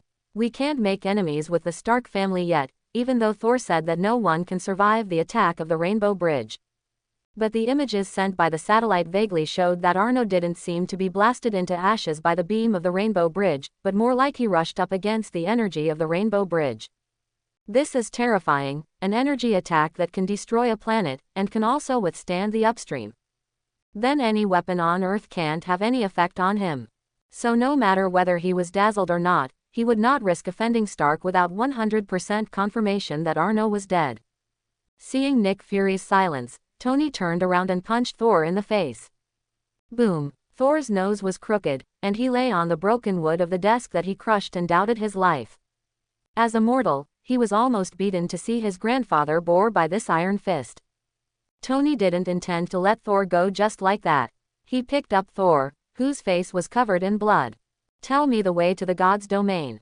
I don't believe that a mere star destroyer weapon can take his life. Compared to a weak god like you, he is the real god. It's useless. Even if you go to the god's domain, he is already dead. It's useless for you to go. Should I say it or not? Thor is indeed a fool.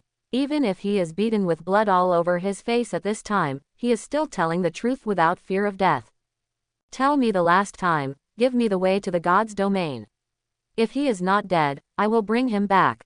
If he is dead, I will let you in the god's domain be buried with him. A laser bullet hole popped out of Tony's hand armor, and an infrared ray shone on Thor's forehead. This is the strongest weapon in his armor, a laser beam inspired by Arno's thermal vision. It can cut most objects like cutting tofu. Of course, this also includes Thor's head. Okay, Tony, that's enough. Don't let Mr. Hammer kill you. A rotating portal slowly opened, and Arno, with his upper body naked, slowly walked out. In an instant, many eyes with different emotions looked at Arno. Tony's surprise. I said he wouldn't die so easily. Thor's shock. There's actually someone who can withstand the attack of the Rainbow Bridge. Strike. Closing parenthesis. Boiled Egg was thankful. Fortunately, I was smart enough not to attack Tony.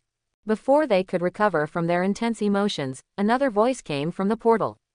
Arno, remember to come visit whenever you are free. Asgard always welcomes you. Just call Heimdall's name and he will open the Rainbow Bridge for you. Odin's voice came from the other side of the portal. Arno just nodded slightly, but Thor's eyes widened and he almost cried. Father, someone hit me. Thor looked at Odin's figure through the portal, like a wrong child looking at his father eagerly. Father, I knew you wouldn't really abandon me. Are you here to take me back to Asgard? Unexpectedly, Odin just looked at him coldly, his eyes full of disgust. Go back to Asgard. You should find your qualities as the god of thunder first. Ancient One, we haven't seen each other for a long time. Let's go to Asgard for a cup of tea and chat slowly. Ancient One understood immediately, nodded to Arno with a smile, and then closed the portal. No, Thor struggled to get up and rushed to the portal, but only rushed to the sparks left by the portal. Okay, God of Hammer, don't be discouraged, your girlfriend is still waiting for you in New Mexico. Arno patted the soulless Thor and comforted him. Thor was stunned for a moment before he realized that Arno was talking about Thor's hammer. He wanted to refute, but he felt strangely that Arno seemed to be right. He really liked his hammer more than women. Arno ignored Thor, who was stunned, and looked at his red eyes through Tony's steel helmet, and couldn't help teasing. Why, are you crying because of me? Should I make a lead alloy helmet?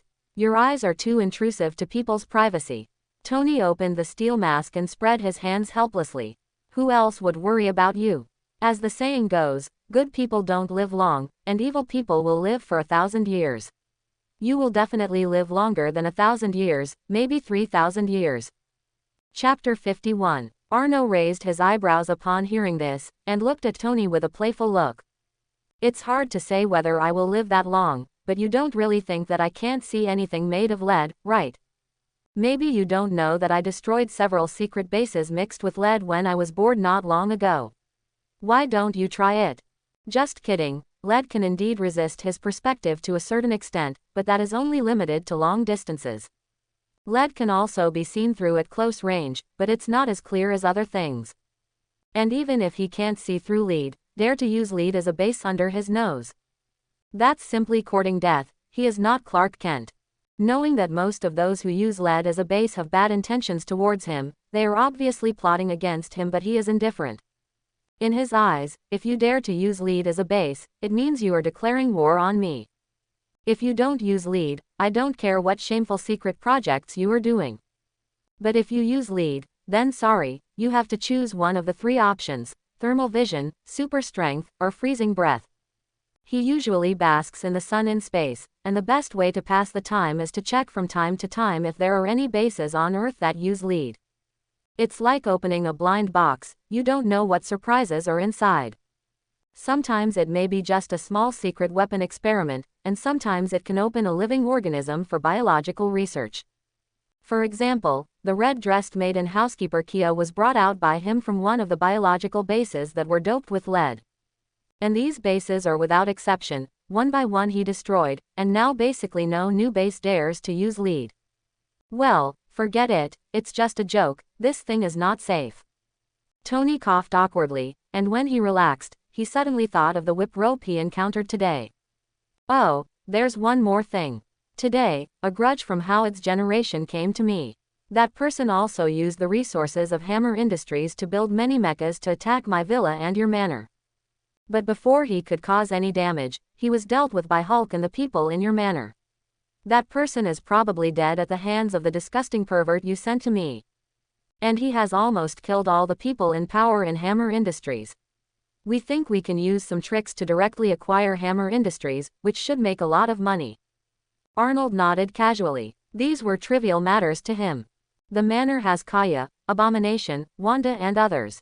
Even if he is not there, not everyone can bully him. He is even less interested in acquiring Hammer Industries. After all, he is not interested in money. No matter how many things there are, they are just a string of numbers to him. Even if he doesn't have the identity of Stark, as long as he wants, there will be countless people scrambling to send them to him. After all, as the captain, it's not too much to collect some protection fees, right? You don't want to have any accidents happen to you because you didn't pay the protection fee, right? But he is the eldest son of the Stark family and he is not short of money, so he has never collected protection fees because he is kind-hearted. While chatting, the two took off from the window where Tony broke into, ignoring everyone else. No one paid attention to the real owner of the director's office, the head of S.H.I.E.L.D., Nick Fury. Even Thor ignored the Earthling who had enthusiastically recruited him before, but eagerly went to find Jane and asked her to take him back to New Mexico. He wanted to get Mjolnir back as soon as possible to prove to his father that he really had the qualities of Thor. I just don't know if Odin would throw down the ever-hitting Gungnir and stab him in the ass if he knew that Thor was still thinking about his hammer. Soon only Nick Fury was left in the director's office. His hand clenched the pager in his pocket, and his face kept changing. Today, his place is like a vegetable market. Anyone can break in. The key is that no one respects him as a stall owner. All this is because of his lack of strength. He is not qualified for the God realm and the Stark family. No strength, no respect. If he calls her back, then the strength on his side should be enough to speak for him. After a long struggle, Nick Fury finally let go of the pager in his hand and took out a document. It's not time to call her back yet.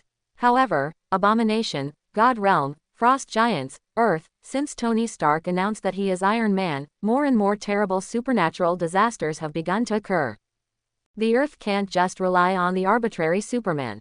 It's time to form a special team that can really fight for mankind. He stared at the document in his hand with burning eyes, and it was printed with the Avengers plan. Not to mention that Lu Dan was thinking about his Avengers plan. Arno has already separated from Tony. Tony went back to the company and called Pepper to hold a board meeting, and began to plan how to acquire Hammer Industries at a super low price.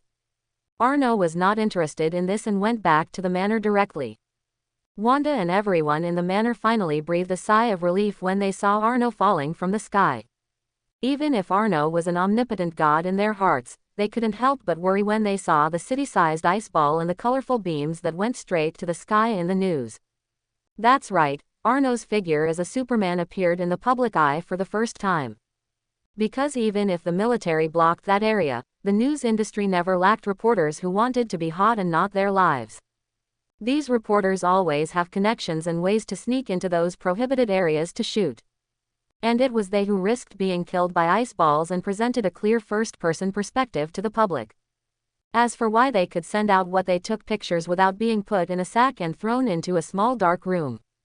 That's because such a large invasion incident could not be concealed by the government at all. You said that the 100-kilometer ice ball was hail, and the colorful light that reached the sky was the aurora, and they were all natural phenomena. Does anyone believe it? And now the ice ball is still in New Mexico. For some reason, this thing can't be melted at all. Even the damage caused by missile bombing is very limited, and the ice hole will soon be supplemented by an unknown force. This also made it impossible for the US to remove this huge ice ball. With such a huge ice ball here, people all over the world will soon know that this invasion is real. Fortunately, the authorities did not stop major news agencies from publishing information about this invasion. Therefore, the public also knew for the first time that not only are there real aliens, but there is also a powerful hero like Superman in the comics on Earth. Maybe. Buzz. As soon as Arno landed, the colorful light of the rainbow bridge in front of him fell in front of him. But this time the colorful light disappeared quickly, and no one was teleported over, leaving only a silver gray box in the original place. There was also a thoughtful note left on it. This is to compensate you for the clothes that were damaged by the rainbow bridge.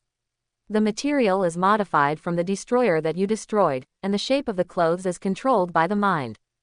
In addition, because the destroyer also carries the power of the gods, wearing it will have a certain bonus effect, and as long as it is not completely damaged, it will automatically repair itself. Finally, come to Asgard often when you have time. Asgard will always welcome you, and so will the throne. Odin left. After reading the note, Arno opened the box, and there was only a silver gray ring inside. He picked up and pinched the hardness of the ring. It was indeed the same feel as the destroyer, that is, the Uru steel of the god realm, a metal that is even more wonderful than vibranium. He put the ring on the middle finger of his right hand, and the ring automatically fit his skin, not tight or loose, just right, and he would not even feel that he was wearing a ring on his finger without paying attention. Then he thought about it, and the silver gray color of the ring almost instantly covered his whole body except for his head, forming a set of silver gray battle clothes. The style of the suit is just like the ordinary Superman suit, but the difference is that the suit material looks full of silver gray metallic luster. He imagined it again in his mind, and the silver gray on his body was rippling as if it came alive, and it turned into a standard Kryptonian suit again. Just like the suit that General Zod wore in the movie Man of Steel. Arno nodded with satisfaction. It was really good. Finally, it was the bonus mode that Odin mentioned. Arno waved his hand to signal the people around him to move away. Then he floated about 10 meters in the air, and felt that it was almost done, so he activated the so-called bonus mode with his mind. Swoosh! A wave of red-orange air burst out from Arno, and then a red-orange stream of light flashed under the silver-gray suit.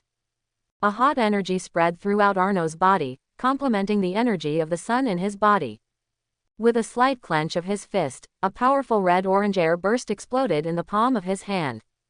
Although his own strength can easily create a gas explosion, this situation will not happen with his control. This is a manifestation of a surge in strength. Interesting, it actually increased by about 50%, and if I increase the energy output of the battle suit, I'm afraid the bonus will be even stronger. Although the 50% blessing may not seem like much, it depends on who is being blessed. This is a 50% power blessing for Superman.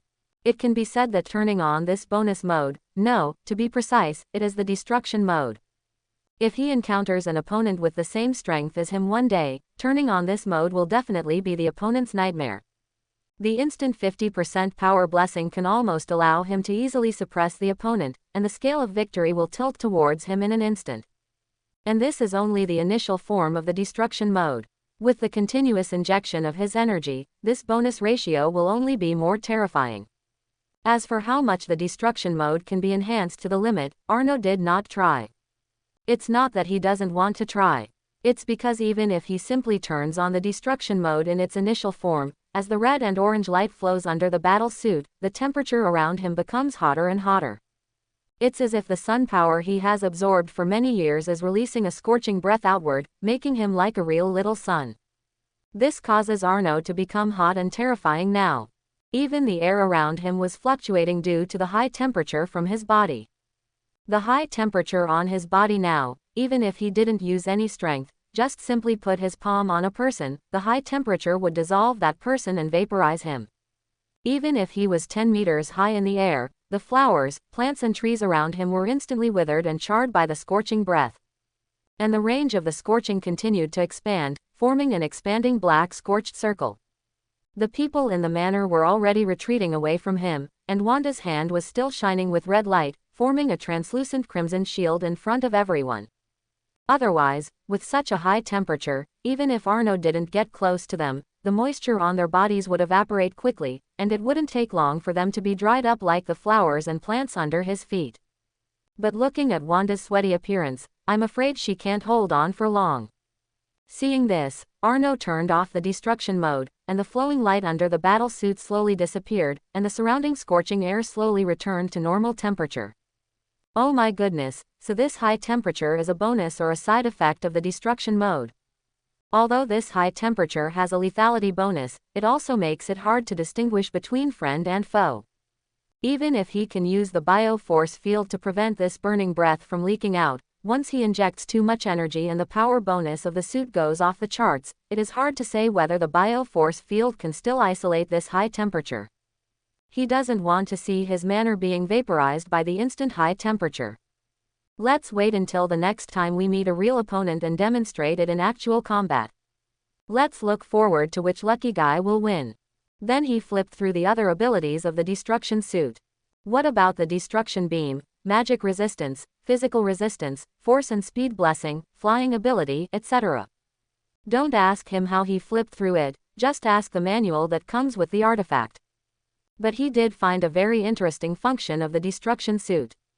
That is to store energy. After absorbing its own energy, this suit will store it in the suit. Later, even if he stopped the continuous injection, he could use other functions of the suit except the destruction mode without using his own power. For example, the strength and speed bonus of the suit, energy attack, magic resistance, etc. All can be used before the energy is completely exhausted. Then someone will ask, if you have Superman's power, what's the point of this suit even if it can store some energy? The meaning is that even if there is kryptonite in this world and it really works on him, he can use the power of the Destroyer's suit itself after losing Superman's ability. It can be imagined that the enemy finally got close to Arno with great difficulty and used a fatal kryptonite attack on him. But the next second Arno directly snatched the kryptonite in the opponent's hand and crushed it. That scene, think about how you would feel if you were the opponent. Good news, kryptonite is useful. Bad news, it is useless for the suit. Although the suit will be much weaker without his continuous injection of energy, after all, the source of the suit's power is always Arno himself. It is just an auxiliary tool, equivalent to the existence of a red buff. It brings more complementary effects to Arno, with the effect of 1 + 1 being greater than 2.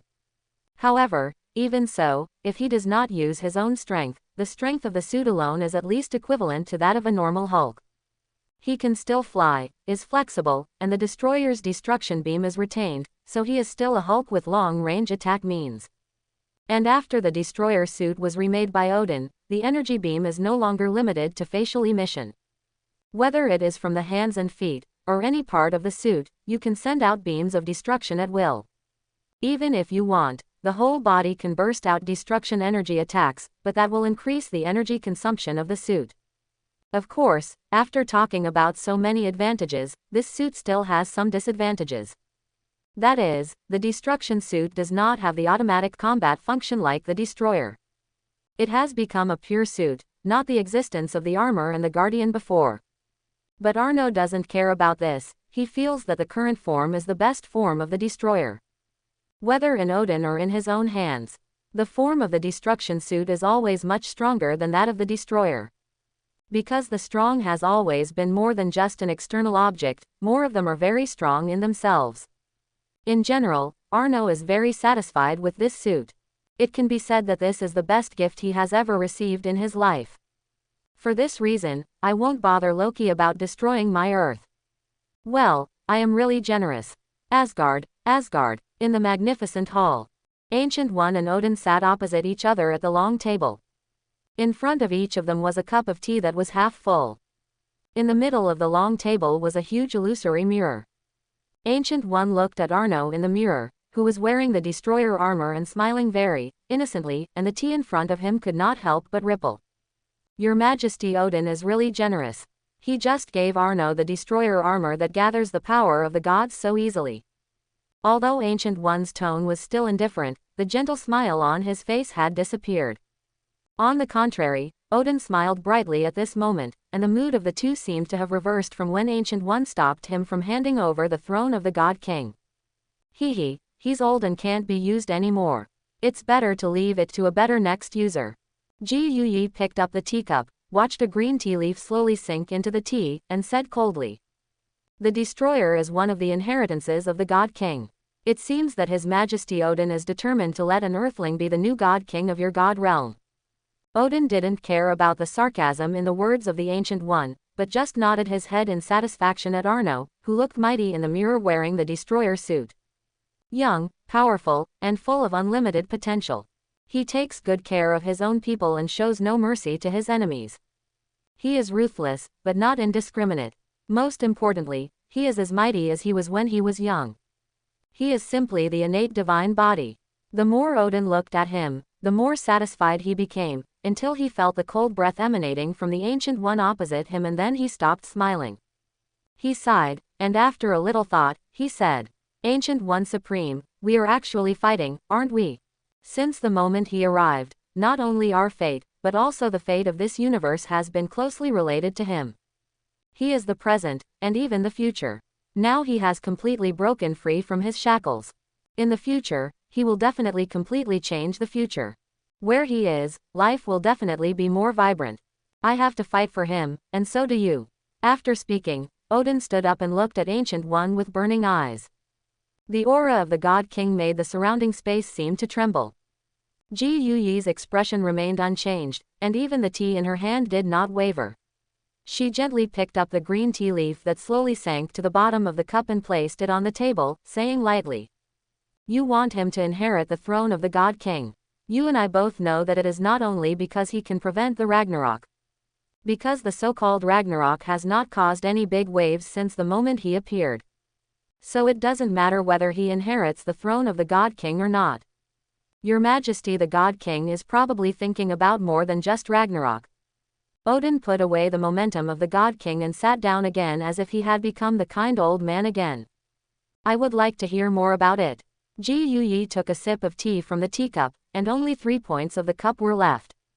First, he will undoubtedly become the God King, and Ragnarok will never come true. Second, his powerful strength can completely control the entire God's domain, including your 2 sons, who can't jump in front of him. Asgard will surely be more brilliant under his leadership. Third, with him in the future, Asgard will be free from suffering. No matter how big the disaster is, as long as he is in the god's domain, it will not affect Asgard too much. Fourth, which is also your ultimate goal, your daughter who has been sealed for thousands of years, the goddess of death Hela. You want to kill two birds with one stone, solve your daughter's troubles, and tie him completely to the ship of Asgard. After saying this, Ji put down the teacup and looked at Odin, who was still calm and composed. I don't know if what I said is consistent with what His Majesty Odin thinks. Although it was a question, Ji's tone was affirmative.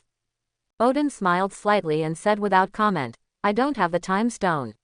I can't see these future scenes as clearly as you can. I am old and don't understand what you said. One of my eyes is blind and I can't see it either.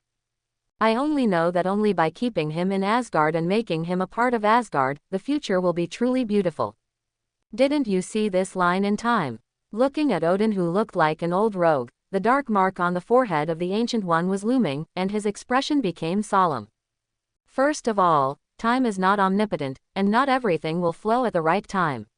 I won't keep staring at the timeline. The more you play with time, the more violently time will bite back at you. The more powerful the existence, the more unpredictable the future is. This is the case with Arno. Seeing this, Odin stopped playing tricks and became serious. He didn't want to fight with this woman in Asgard. Don't be fooled by her gentle appearance. When she gets serious, she can cause widespread damage. Odin raised his hand, sucked the tea leaf that Ji placed on the table into his hand, and then split it into two. In fact, there is no need for us to quarrel over him. With his talent and potential, he can definitely take the throne of the God King and inherit your position as the supreme sorcerer. In this way, you and I can leave with peace of mind, right?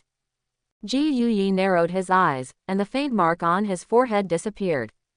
How could she not think of such a simple question? It's just like Odin didn't mention this method at the beginning. Who would be willing to give half of what they like to others? The attitude towards doing one job and two jobs is completely different. You may be very concerned about one job, but if you have two jobs at the same time, you may not be so concerned. After all, even if you mess up one job, you still have another one, right? But now, Arno has been involved with the divine realm. She has no way to stop it, so she can only let it go, of course. Forget it, you and I have been discussing this for so long that we need to see his opinion. Let's wait for real time to tell us the answer. Odin showed a trace of worry when he heard this. But I don't know if he will be trapped in the prison of time like those people before. Ancient One was silent for a moment, gently stroked the eye of Agamotto hanging on his chest, and shook his head slightly. How can a person brought by time be trapped by time? His existence has been crowned with great significance by time since the moment he was born. He is not a destroyer, but a redeemer. Odin's slightly floating heart finally calmed down after listening to Ancient One's words. Ancient One took another sip of tea, and only the last bit of tea was left in the cup. After thinking for a long time with his head down, Odin finally looked up at Ancient One with a complicated expression. The last question, I wonder if the Supreme Ancient One can help me solve my doubts. Quote. Ancient One just looked at Odin quietly without saying anything, waiting for his question that both of them knew. The surrounding space seemed to solidify. No, not as if. The two of them were already in the mirror space. Ancient One opened the mirror space without any spellcasting, and the surrounding environment was almost the same as the reality except for slight differences. The surrounding space was completely locked, and no one could come in. Odin didn't care about these. He stared at Ancient One closely, and asked the question that he had buried in his heart for more than 40 years. Is he the one who brought Arno here? Quote. Ancient One's calm eyes rippled a little. She did not answer, but drank the last bit of tea in the cup. After looking at Odin, she held up the eye of Agamotto in front of her chest with both hands. In an instant, the eye of Agamotto opened, and the green light shone. Time seemed to flow backwards, until it returned to the moment when the two just sat down.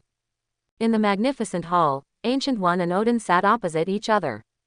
A maid came forward with a teapot and teacups, poured 2 cups of hot tea on the empty long table of Odin and Ancient One, and then retreated respectfully. Ancient One gently pushed away the 7/10 full teacup in front of him and stood up, expressionless. Your Majesty Odin, I won't drink tea today. The Earth still needs my care for the time being, so I'll leave first. Well, Supreme Ancient One has something to do first. If there is a chance to drink tea together in the future. Quote. Odin and Ancient One looked at each other for the last time, and no emotion could be seen in their eyes. Then a portal appeared out of thin air behind Ancient One and covered her. As the sparks dissipated, Ancient One had already left. Odin stared at the place where Ancient One disappeared for a long time, and finally a complex emotion appeared in his one eye. Relieved, proud, distressed, guilty. Loki, the god sitting high on the throne. He looked down at the countless people who were prostrating themselves before him, his expression full of pride. Behind him, a 100-meter-high statue of Loki stood in the most prosperous place on this planet. This is his kingdom, and he is the only god here. That's right, Loki not only did not die after falling into the space turbulence, but was also swept to an indigenous planet by the space turbulence. This planet is not big, and the total indigenous population is only about 1 million. Moreover, they have not yet entered the technological age, and their lives are relatively primitive, so they are very fanatical about their beliefs. Originally, there was already a god occupying this planet. But Loki found that this so-called god was just a false god who had nothing but glowing hands and a higher physique, and could only oppress his believers. Loki smiled. As a fierce fighting god clan, Asgard despised the false god who only used the identity of a god to unilaterally demand from his believers. Moreover, this false god not only demands, but also regards his believers as ants, bullying and killing them at will. Even he, the god of trickery, despises such an ugly false god. Although he used to think that these mortals were ants, his view has changed a bit since he was shattered by a mortal in the mortal world. And even if he was before, he would not be like this false god, who would only enjoy himself mindlessly as a god. At least he thought that he would not kill his believers indiscriminately, but would accept their faith and offerings while giving them some reasonable help. He believed that the mutual interests between gods and believers could make believers believe in the gods they believe in more firmly. Instead of this kind of god who only knows how to unilaterally demand, oppress, and even kill believers for fun. Such a false god would be executed in Asgard. As it happens, he is an Asgardian. So he didn't mind being the executioner, personally executing this false god, and inheriting his position as a god on this planet. But as the god of tricks, how could he simply kill him? He wanted him to lose the faith of all his believers before he died. So, he used a little trick, plus his illusion, to let this false god see what Loki wanted him to see. Not only did he take off his clothes and do indecent actions in front of his believers, but he also laughed at the believers' status in his heart that was worse than pigs and dogs. When the faith of the believers on this planet was about to collapse, the true god appeared. A figure emitting green light, as high as 100 meters, appeared out of thin air. He called himself the God King because he felt that the people on this planet were oppressed by the false gods and suffered terribly. He, the God King Loki, came to purge the false gods and bring the truth. A huge green mirror appeared when the 100-meter-high shocking divine body waved his hand, on which were all the violence and killings of the believers by the false gods before. Now the believers were finally completely disappointed and angry with the false god, and rushed forward desperately to beat the naked false god. But God is always God, and it is not so easy to kill. After seeing that the believers were almost in the right mood, Loki personally crushed the dying false god with his huge palm of the 100-meter-long divine body. With such divine power, the believers completely changed their faith and knelt down to worship Loki fanatically. Compared with the fat and useless false god, Loki's handsome and sacred tall divine body is naturally more convincing. Of course, the 100-meter-long divine body is an illusion. The huge palm crushed the false god to death, and he actually just gave the false god a sword in the back. But the believers don't know this, they only know that their new god is extremely powerful. In the next 2 years, Loki did not seek pleasure like the false god and do all kinds of evil. Not only did he use Asgard's relatively simple technology to make the natives of this planet live a better life, he also taught them more advanced knowledge so that they could have a broader future. It can be said that Loki not only became the god of the believers of this planet in spirit, but also brought the believers materially what the gods had never given them before. He is the undisputed true god in the hearts of everyone on this planet. For this reason, the believers also spontaneously built a huge statue of Loki 100 meters high in the square, reproducing the scene of Loki saving them at that time. This sense of accomplishment is something Loki has never had in Asgard. At that time, Loki's mouth didn't fall for a month, and sometimes he couldn't help laughing in his dreams. Until now, he has been the god of this planet for 2 years. At the foot of the statue, there is a high throne. Loki, wearing a crown on the throne, slowly raised his head and raised his right hand. Get up. When Loki spoke, tens of thousands of believers below stood up respectfully, looking at their god with fanatical eyes. Loki looked at the respectful and fanatical believers below with great satisfaction. He enjoyed this feeling very much. Everyone here respected him very much, and was full of gratitude and love. Here he experienced Odin's indestructible status as the king of gods in Asgard. Today is the 2nd anniversary of his establishment of faith. Countless believers from all corners of the planet gathered in this city named after him. Loki Holy City. The most prosperous city on this planet, no one else. It is not only the most prosperous city, but also the palace built specifically for him by believers. Just as he was about to publicize his glorious past as a god to his fanatical believers. For example, when he punched Thor, the god of thunder, and kicked the strong man of Midgard, the sky suddenly darkened. Loki frowned and looked up at the sky. Who is so blind to disturb the elegance of this god king's lecture at this time? But the next second, his heart suddenly thumped. I saw a huge warship that covered the sky and the sun slowly falling from the clouds.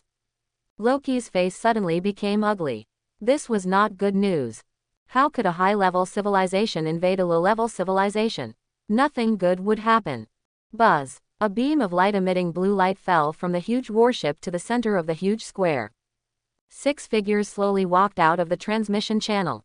The tall purple figure wearing dark gold armor and holding a double-edged sword looked around and stopped on Loki. Just a glance, but Loki felt a strong sense of oppression. Loki also saw the person coming at this time, and his heart sank to the bottom. As the knowledgeable second prince of Asgard, how could he not recognize the person coming? The notorious planet butcher in the universe. Mad Titan Thanos. Or the well-known name, Thanos. The 5 people following him are probably his executioners, the Black Order, all of whom are ruthless people with special skills. General Corvus Glaive, the warrior most valued by Thanos, it is said that his soul resides in his peerless blade, and he will not die unless the weapon is destroyed. Proxima Midnight, the wife of General Corvus Glaive, a fighting master, and also a cosmic killer. Ebony Maw, a master of telekinesis, a figure like a military strategist in Thanos' army, with superior wisdom and strength. Black Dwarf, a big guy with infinite strength, the lawn-mower of Thanos' army, big breasts and no brains, but for him, this person is the easiest to deal with. Finally, there is Superstar, the most mysterious existence in Thanos' army. He knows very little about her, but he just heard that her ability seems to be related to the mind. The information of several people appeared in Loki's mind in just a moment. But this can't help him solve the troubles at hand. Thanos' army is not his match at all. He can escape, but his believers will suffer. After 2 years, he has already had a deep bond with these extremely loyal believers. And a true god will not abandon his believers. This is his own planet, he is the god of this planet. He will never allow anyone to mess around on his own planet. At this moment, Loki suddenly understood why Odin has always opposed war and only wanted to defend Asgard. Because Odin doesn't want the people of Asgard to bleed again. Just like at this moment, he doesn't want his believers to bleed. Loki's eyes were firm, he rose from the throne, transformed into a 100-meter tall giant and slowly walked towards Thanos and others. Thanos, this is my planet, get out immediately. As his tall statue appeared, the believers who were originally panicked by the giant ships covering the sky and the arrival of Thanos and others calmed down instantly. Then, with a fanatical look in his eyes, he followed Loki's steps and surrounded Thanos and his men. However, facing the hundreds of meters tall and tens of thousands of believers around him, Thanos did not show any fear. His eyes were indifferent, and he walked towards Loki calmly. He occasionally glanced at the believers who surrounded them, but he was not angry, but with a calm sense of equality. It seemed that he was not surrounded by tens of thousands of people, but he surrounded these tens of thousands of people. In his eyes, including the 100-meter giant Loki, everyone was the same, and there was no difference in his eyes. Thanos came not far from Loki, inserted the tyrant double blade in his hand in front of him, stared directly at Loki's body under the illusion, and said calmly, "Where I go, half of the creatures will die, so that the other half can live better than before. As a king, do you understand? Half of the population, that means half of the believers will be killed." Loki was a little anxious when he heard this. "Thanos, do you know who I am? I am Awe." Thanos interrupted Loki before he finished speaking. "Loki Odinson, the second prince of Asgard, of course I know." Ignoring Loki's shocked look, Thanos looked at him with some disappointment and continued. "It is because you are the second prince of Asgard that I did not make this planet better in the first place, but chose to listen to your opinions. But now I think it is not necessary. Compared with your father Odin, you are far behind in every aspect." Loki's face became even uglier. The other party knew his identity and still had no scruples. It was impossible to use the name of Asgard to make the other party give up. But he didn't want to give up his believers, and tried to struggle again. "Since you know my father, you should know that my father is not someone you can mess with. Aren't you afraid of revenge from Asgard and the God King?" Thanos smiled faintly when he heard this, and was even more disappointed with this descendant of Odin, and silently drew out the tyrant's double blades on the ground. "Of course I know how terrible Odin is, because I have never set foot in his 9 realms. In a sense, he is more suitable for the work I am doing now than me, but unfortunately." Thanos praised in his tone, and did not hide his fear of Odin's strength. After all, this person could be said to be his role model predecessor. Conquering the universe to collect the Infinity Stones, he killed no fewer people than himself. In a sense, Odin and himself have similar goals, and the means are much more bloody than the current killing half and leaving half. It's a pity that for some unknown reason, Odin gave up collecting the Infinity Stones and was willing to shrink in the 9 realms. But it doesn't matter anymore. Now it's up to him to collect the Infinity Stones again and achieve a greater goal than Odin. Thanos held the tyrant blade and looked at Loki, who was gloomy in the illusion, and mercilessly pierced the last hope in his heart. "If Odin was in his prime, I might give up this planet because of his reputation, but his body is getting older and older, and I'm afraid he can't bear the surge of divine power, right? As long as I don't set foot in the 9 realms, he has no energy and no time to attack me. Finally, for the sake of you being the son of Odin, go, I won't kill you." After Thanos finished speaking, he turned around indifferently and raised the tyrant blade. General Corvus Glaive received the order, raised the peerless blade in his hand, and shouted, "Attack!" In an instant, several huge beams of teleportation light fell from the giant ship. No, Loki's pupils shrank suddenly, and he certainly understood what it meant. The universe butcher, half of the population is killed when he takes action. Loki at this moment, he could no longer care about anything else. The only thing in his mind was to stop Thanos. He had 2 short swords in his hands and rushed towards Thanos, who had his back to him. But in the eyes of others, it was a 100-meter-tall giant grabbing Thanos with both hands with unparalleled power. Just like the divine punishment attack of the hand of God. But illusions are always just illusions. Boom! A black shadow was blown away at high speed and directly smashed the legs of the 100-meter-tall Loki statue. The next moment, the statue representing Loki's absolute status on this planet collapsed. Thanos just looked at the blood on the tyrant's double blades with contempt. "I have given you a chance for Odin's sake, but unfortunately, people's hearts will never be satisfied." The believers were stunned when they saw the god they admired being blown away, and then they were extremely angry. They all picked up their weapons and charged towards Thanos and his men. They wanted to make these guys who dared to insult their gods pay the price. However, facing the dense crowd of believers rushing in like a tide, Thanos and his men were not panicked at all. Thanos pointed his double-edged sword at the believers.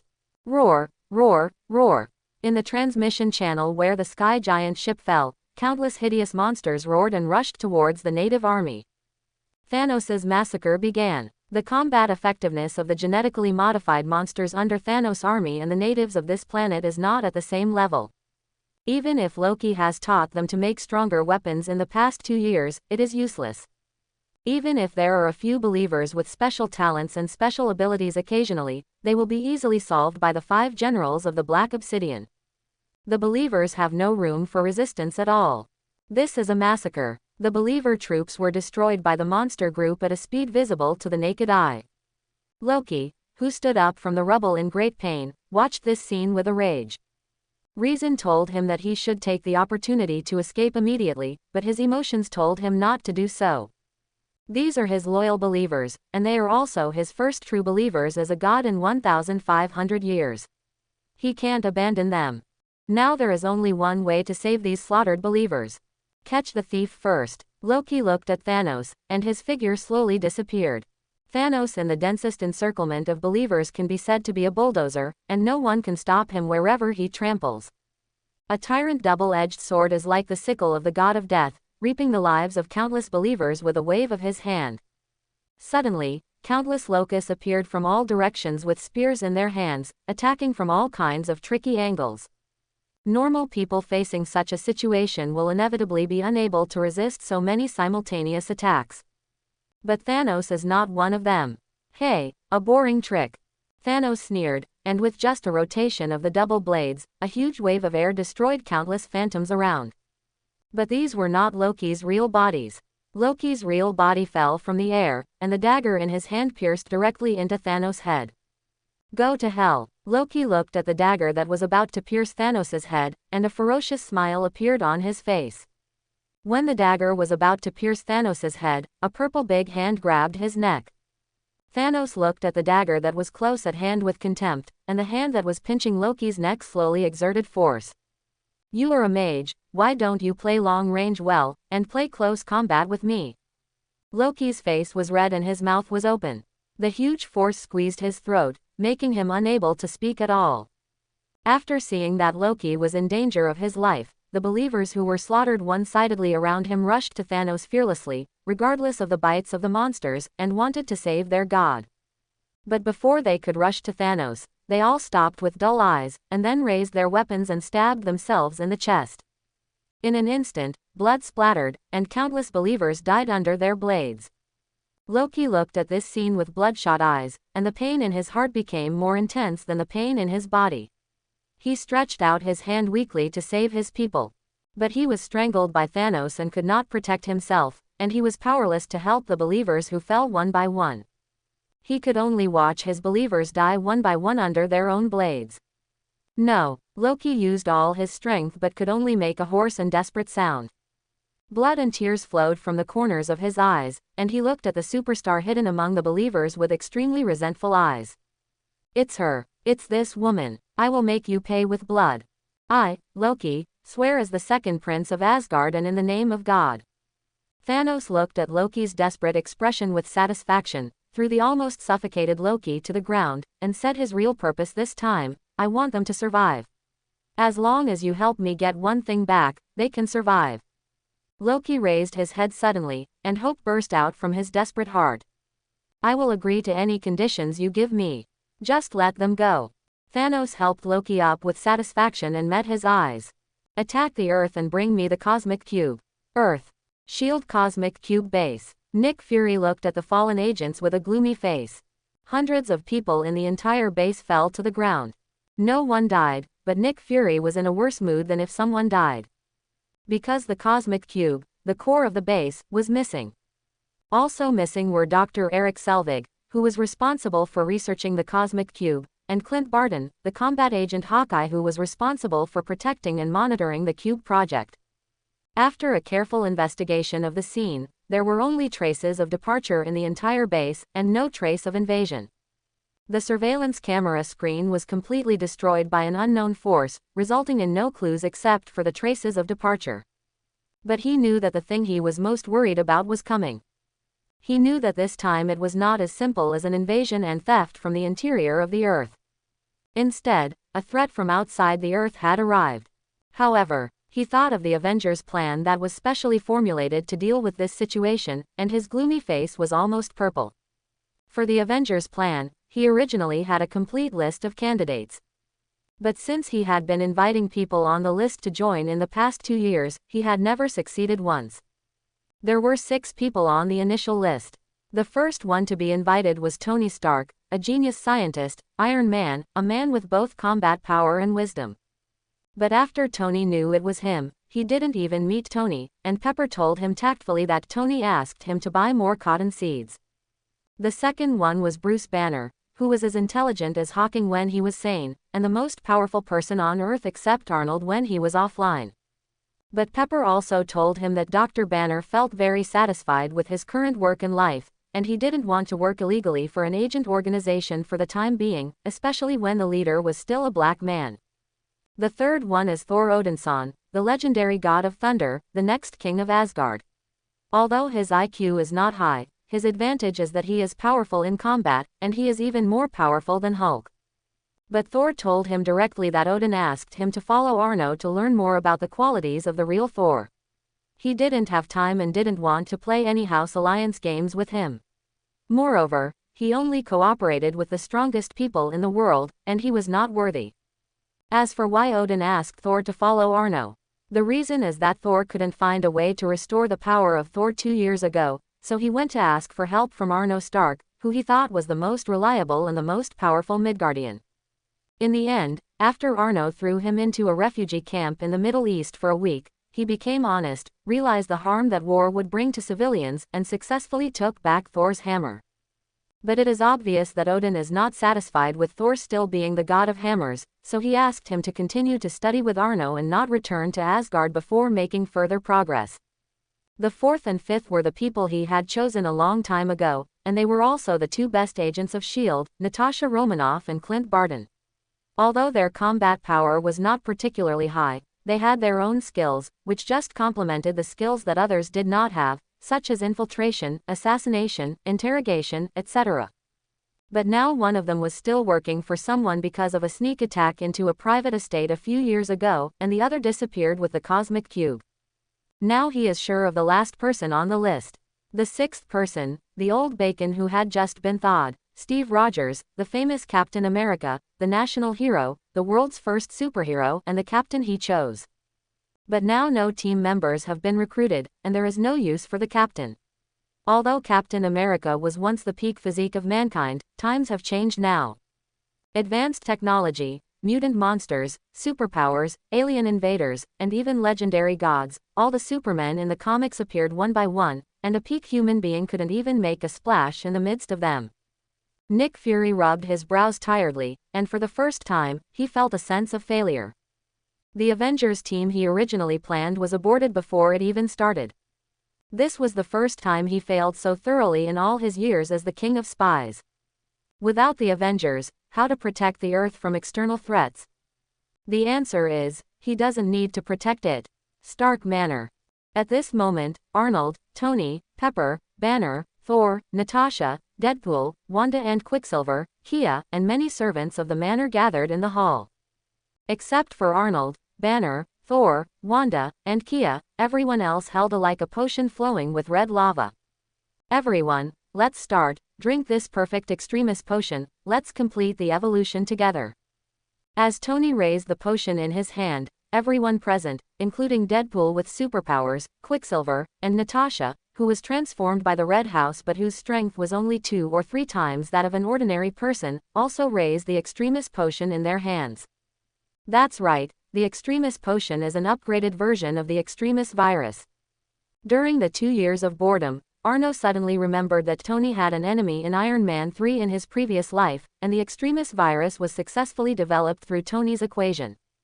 Although he didn't watch Iron Man 3 in its entirety, he had seen Tony's short video of the tens of billions of steel fireworks, so he also knew a little about the plot of Iron Man 3, so he remembered the extremis virus. Based on the compassion of dying early and reborn early, he used super hearing to find the keyword among the many human voices on Earth, the extremis virus. At the same time, Tony's enemy, Aldrich Killian, was also found. Although according to the timeline, he should have a few years to seek revenge on Tony, so that Tony would set off a fireworks display worth tens of billions, and now he should have no grudges with the Stark family. But Arnold is obviously not such a wasteful person. Tony's Mark series was all spent on the Stark family's money, okay, rounded up to his money. And he is not a person who must have a cause before the result, and will not fight back until Killian takes revenge a few years later. He found Killian that morning and prepared a feast for him before lunchtime. And all those who had been injected with inferior extremis virus by Killian, as long as they had a criminal record, went down to have a feast with Killian. And after he asked Dr. Maya to hand over the formula of extremis virus, it was naturally confiscated by him as his private property. Or it can be said to be a trophy. Although extremis virus is not perfect and full of instability, it still needs continuous use to maintain its effectiveness. But the advantages are still obvious. First of all, congratulations, you will never be missing limbs again. A knife can kill you when you walk on the street. Of course, the premise is that you are not unlucky enough to be stabbed by a knife and explode. The extremis virus allows you to self-repair almost all damaged organs except the brain and heart, so rebirth of broken limbs is no longer a dream. And the physical fitness is greatly enhanced, comparable to Captain America, and the attack also has a burning effect. If you are lucky, you can also awaken the advanced fire-breathing skill. The extremis virus is definitely a good home travel product for the manner and ordinary people around you. However, if the effect is just like this, it is not enough for Arno. In his opinion, this thing is a semi-finished product. The pros and cons are too obvious. The pros are life-saving and the cons are fatal. If he wants to give, he will give the best. So he used his super brain, which is often complained about, which is not often used and is almost rusty, to study and improve the extremis virus. It removed its instability and drug dependence, and strengthened its ability and physical fitness in all aspects. There is no risk of self-explosion after drinking it, and there is no need to take a dose of extremis virus every now and then to stabilize itself. Although the recovery ability has not increased too much, after all, it was already very fast. But now after the upgrade, fatal injuries to the brain and heart will not kill you immediately, unless your brain and heart are completely crushed, otherwise you can slowly recover. As for the physical condition, if it was equivalent to a small Captain America before, the physical condition is close to the peak strength of humans. Now it is equivalent to a big Captain America, which is about a bit stronger than the peak physical condition of humans, and the increase is slightly different depending on personal circumstances. As for the time he spent on the improvement, it took a total of, 1 afternoon. In the morning, Killian and his so-called 10 commandments were promoted, and in the afternoon he improved the extremis virus. As for why it was not used by everyone until now, that's because Tony was worried, and he and Banner studied it for several months, and after the biological experiment confirmed that there was no problem, he served this good dish to everyone. Although Arno thought it was unnecessary, Tony was his brother, so he could study it if he wanted to, and there was no rush anyway. And today is the first day that Tony and Banner made the extremis potion after confirming that it was foolproof. This is all the potion. Unless someone needs it, Tony doesn't plan to make it again. Because to some extent, this thing is as dangerous as his iron armor. If it is leaked, the impact on society will be huge. As the fiery red potion entered the stomach, a clear red light lit up from the abdomen of all the people who drank the desperate potion, and then the fiery red veins spread all over the body. Wow, this feeling is like a ball of evil fire burning from the dick to the whole body. This is as stimulating as taking Viagra. It's so cool, oh yeah. The ecstatic voice spread throughout the hall. Deadpool rolled his eyes with an intoxicated face, and kept talking dirty. Tony, who felt a little hot in his abdomen, couldn't help but clench his fists when he heard this slutty voice. Shut up, Wade, who gave him the potion? I don't remember this pervert being on my invitation list for evolution. After cursing, Tony turned to Arno and suggested, now I have the ability to recover, and I can protect myself without the Iron Man suit. When can you fire this guy? Arno smiled but said nothing. He knew it was just a joke from Tony. The number of extremis potions is made according to the number of people, not one more or one less. Since Deadpool has one, it means Tony has made his share. In fact, the invitation list was not made by Tony, but by Pepper Potts. In addition to the people in the manor who were arranged by default, Pepper Potts also invited Deadpool and Happy. Of course, this was agreed by Arno and Tony. Happy is an old partner who has been with Tony for more than 10 years. He is no longer just a bodyguard, but a close friend. He must have a share of the potion. Our poor director Happy has never appeared since Tony announced that he was Iron Man. After all, he can't fight as well as Tony's Iron Man suit, and can't block bullets as well as Deadpool's immortal body. So he can only do nothing all day with a generous salary, and be a useless mascot in Stark Tower. And now, after drinking the Extremis potion, he can be said to be the happiest. Happy can now proudly say that he finally doesn't have to be a useless mascot, but a useful mascot.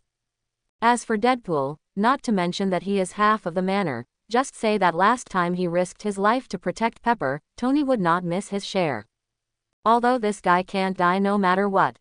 But seeing that his head was smashed by the whip rope last time, the arrogant Tony still prepared a dose of Extremis potion for him. Facing Tony's ruthless words to fire him, Deadpool fell to the ground and cried to Tony like the mistress in a melodramatic love drama who reached out to the hero to keep him. "Oh, my little Nini, you really broke my heart when you said that. We have been close for nearly 4 years. I even protected you when you went to the toilet. How could you be so cruel to abandon me?" As soon as these words came out, everyone who was still adapting to the new power in their bodies cast strange eyes at Tony and Deadpool. Even Pepper looked at Tony with a strange expression, as if to say, "I didn't expect you like this kind of Tony." Tony saw the strange expressions on everyone's face, especially on Pepper's face, and the Extremis virus that had just dimmed in his body began to burn again. His face was covered with lava-like blood vessels and he said angrily, "Shut up. I swear, if you dare to approach me again when I'm in the bathroom, I will blow your head off, seal your body in cement and sink it into the sea, so that you can only talk to the fish on the bottom of the sea for the rest of your life." Deadpool saw that Tony was completely enraged, and quickly covered his mouth tightly to avoid the fate of being with fish because of his bad mouth. However, it only took a few seconds for Deadpool to scream again. "Holy crab! Holy crab! Holy crab crab crab!" Everyone just turned their heads and looked at Deadpool, who was touching his headgear like crazy.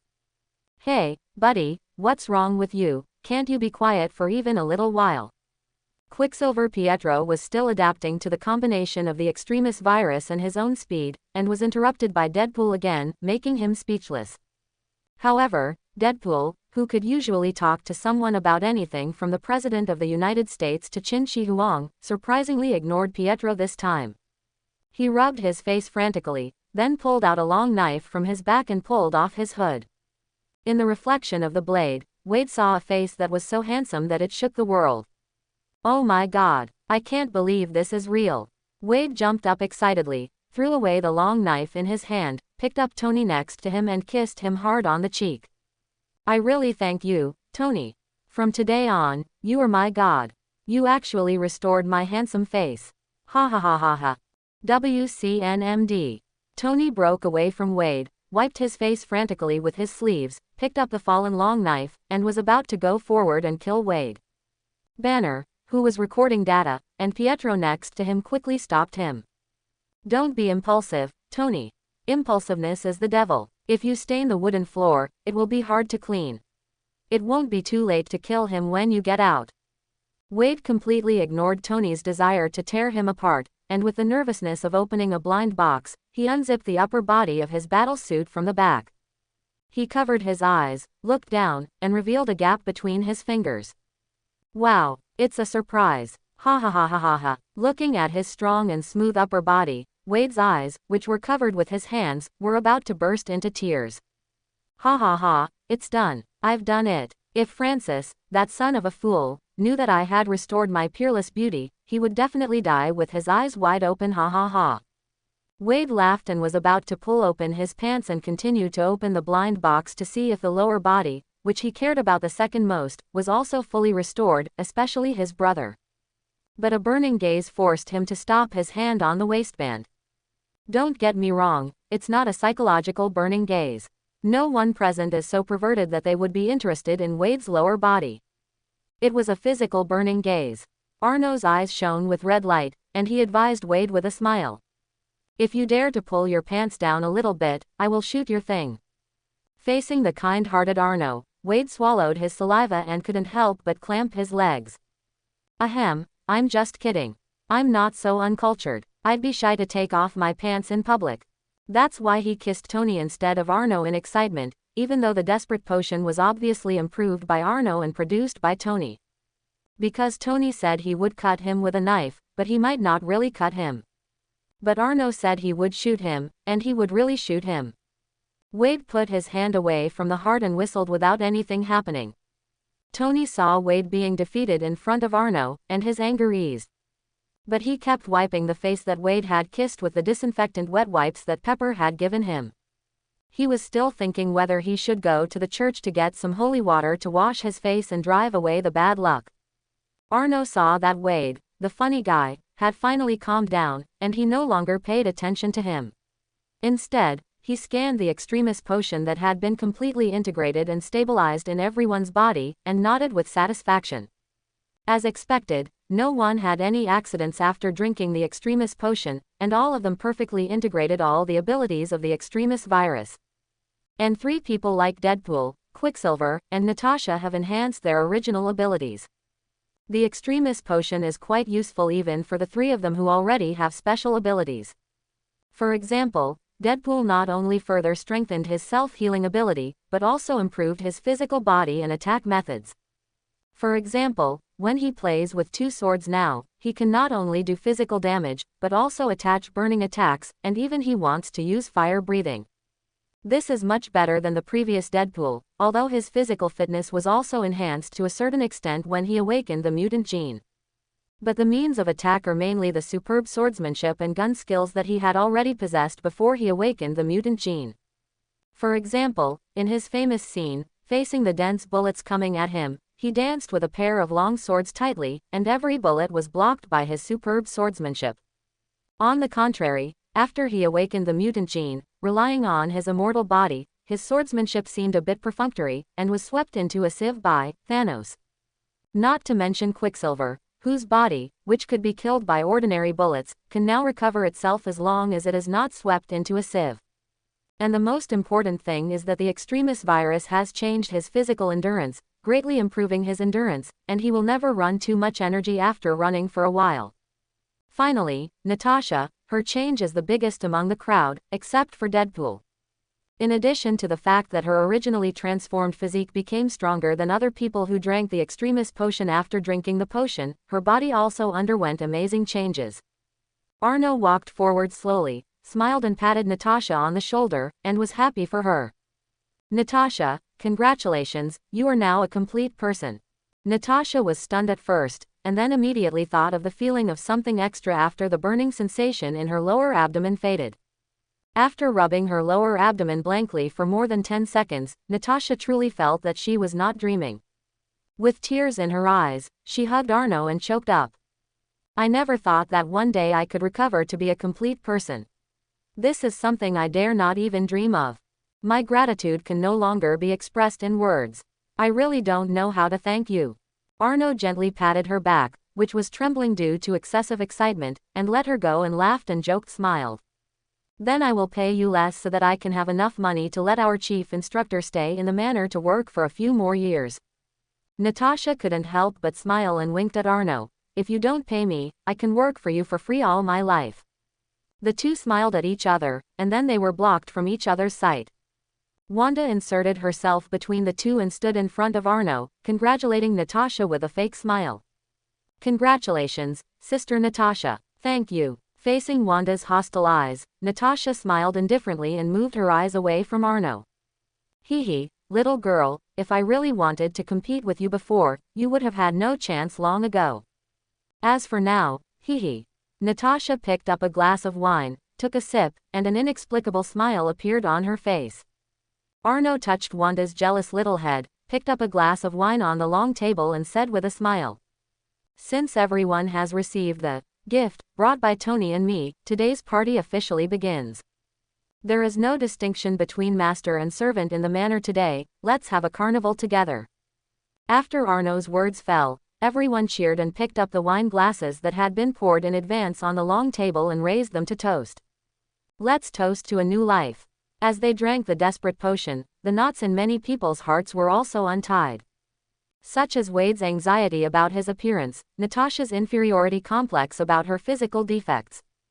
and the maids in the manor who felt that they had been rescued by the master but had little ability to give in return. Under the desperate potion, they all regained their confidence, and their mood naturally became particularly relaxed. Well, including Deadpool, who called others sisters everywhere and toasted with others, was also listed as one of the she by Arno. In this relaxed mood, everyone in the manor was particularly indulgent today. Of course, it was limited to drinking. Arno picked up 2 glasses of wine and walked to Kaya, who was standing alone at the door of the hall, looking out of place with the crowd full of laughter and alcohol. Don't you want to have a good drink together? Kia looked at the people around him who were all smiling happily, and shook his head expressionlessly.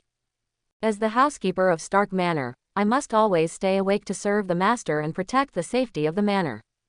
Arno shook his head helplessly.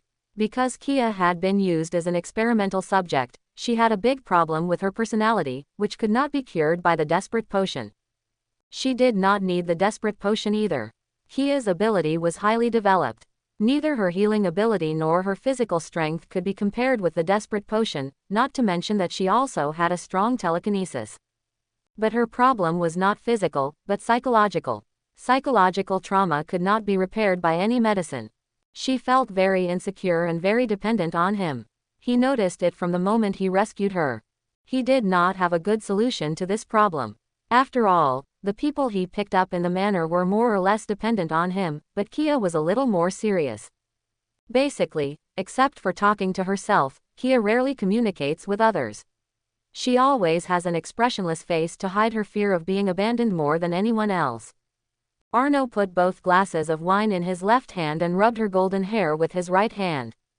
Kia, there is no housekeeper or servant in the manor today, and you don't have to worry about the safety of the manor. For me, be yourself today and toast with me. Kia looked at Arno, who was emitting warm sunshine in her eyes, and smiled slightly, and took the wine glass in his hand. Okay, just when everyone was drinking, telling jokes, and talking, in this harmonious and lively scene, an uninvited guest came to the gate of the manor. Ding dong. The crisp doorbell startled the security guard, Bronsky, in the security booth of more than 200 square meters at the door.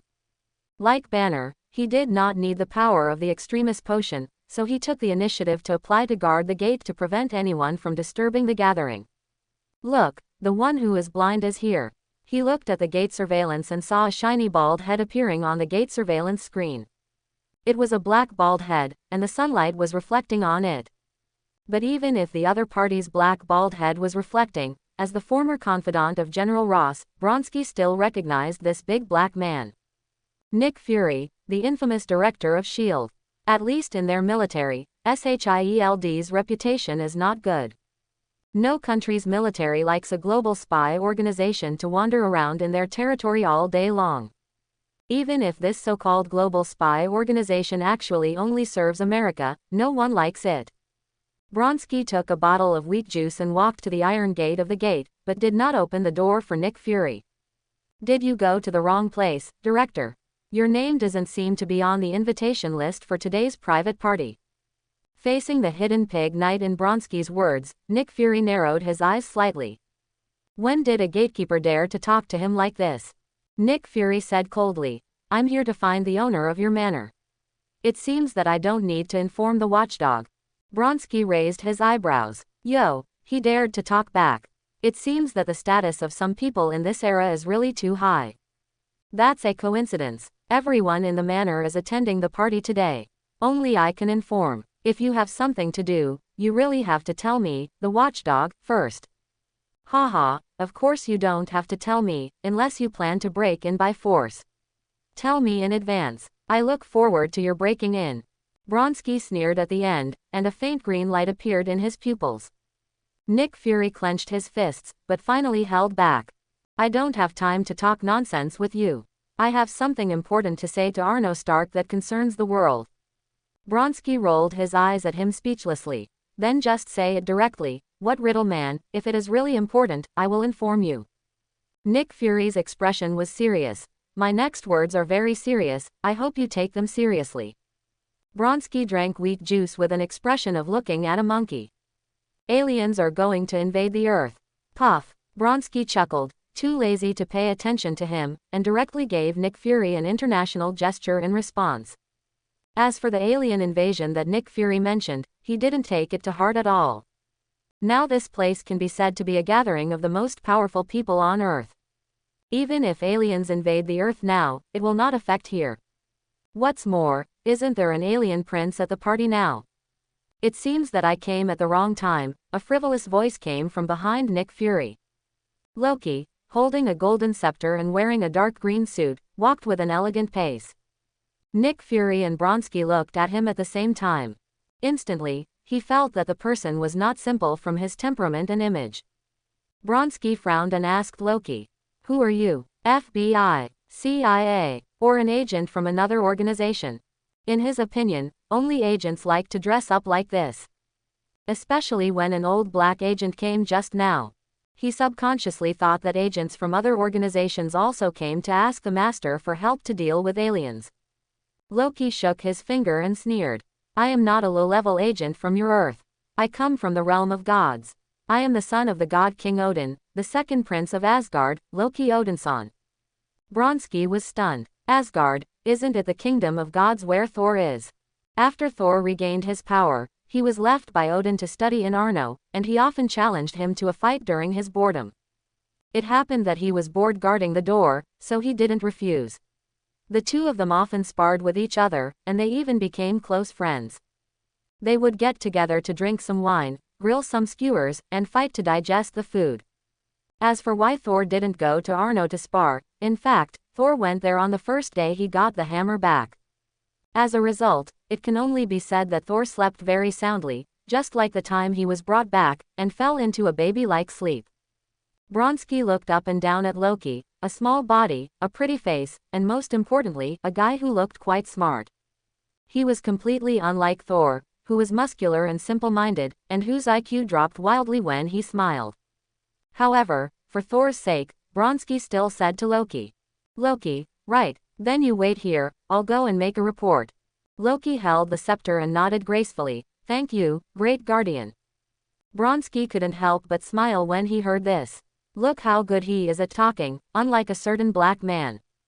He glanced at Nick Fury sarcastically, completely forgetting that it was his sarcasm that led to Nick Fury's retort.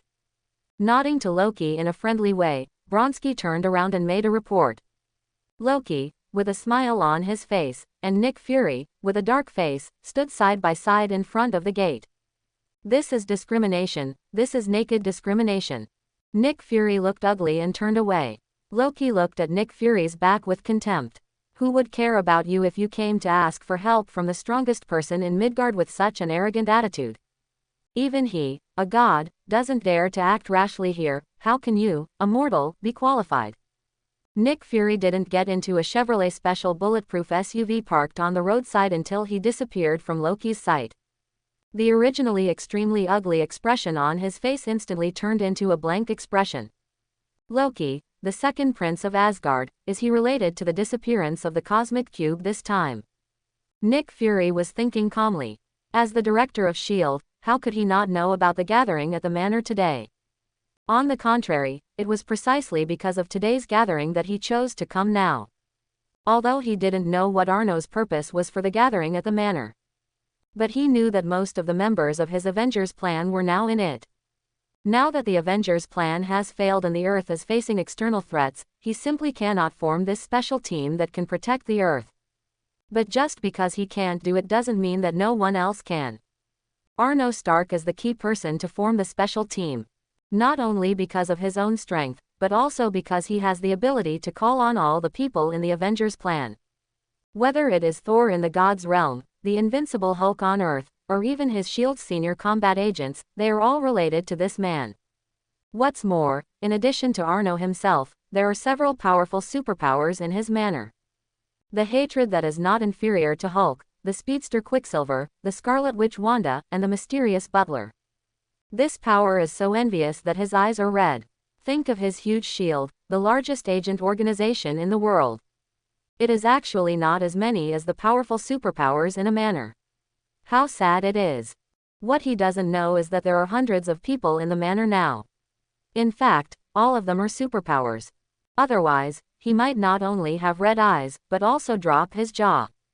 Let's get back to the point. So he didn't even think about meeting Arno Stark this time. He knew that because of the last Thor incident, the impression of the Stark brothers on him had become negative, and Arno didn't kill him because he was in a good mood last time. And he himself didn't want to meet Arno too much. This time, he came mainly to remind Arno of the upcoming external threats in advance so that he could be prepared. As for whether he would care about the life and death of the Earth, he would care about the life and death of his own Earth. Who wants outsiders to mess up their own Earth? Nick Fury's eyes flashed with a gleam of light. But he didn't expect that there would be an unexpected gain this time, and he actually met the second prince of Asgard. Thor's younger brother, the legendary god of trickery Loki. At this time when the cosmic cube just disappeared, Loki's appearance made it hard for Nick Fury not to suspect that it was related to him. But he was a little confused. If it was really related to him, why did he dare to take the initiative to find Arno? Is it just to steal the cosmic cube, and there is no plan for a large-scale invasion? Nick Fury frowned, always feeling that things are not that simple. Coulson in the driver's seat saw Nick Fury pondering for a long time, and finally couldn't help but speak. Sir, since we have notified Superman, should we notify all countries to prepare for alien invasion? Nick Fury was interrupted in his thinking, but he was not annoyed.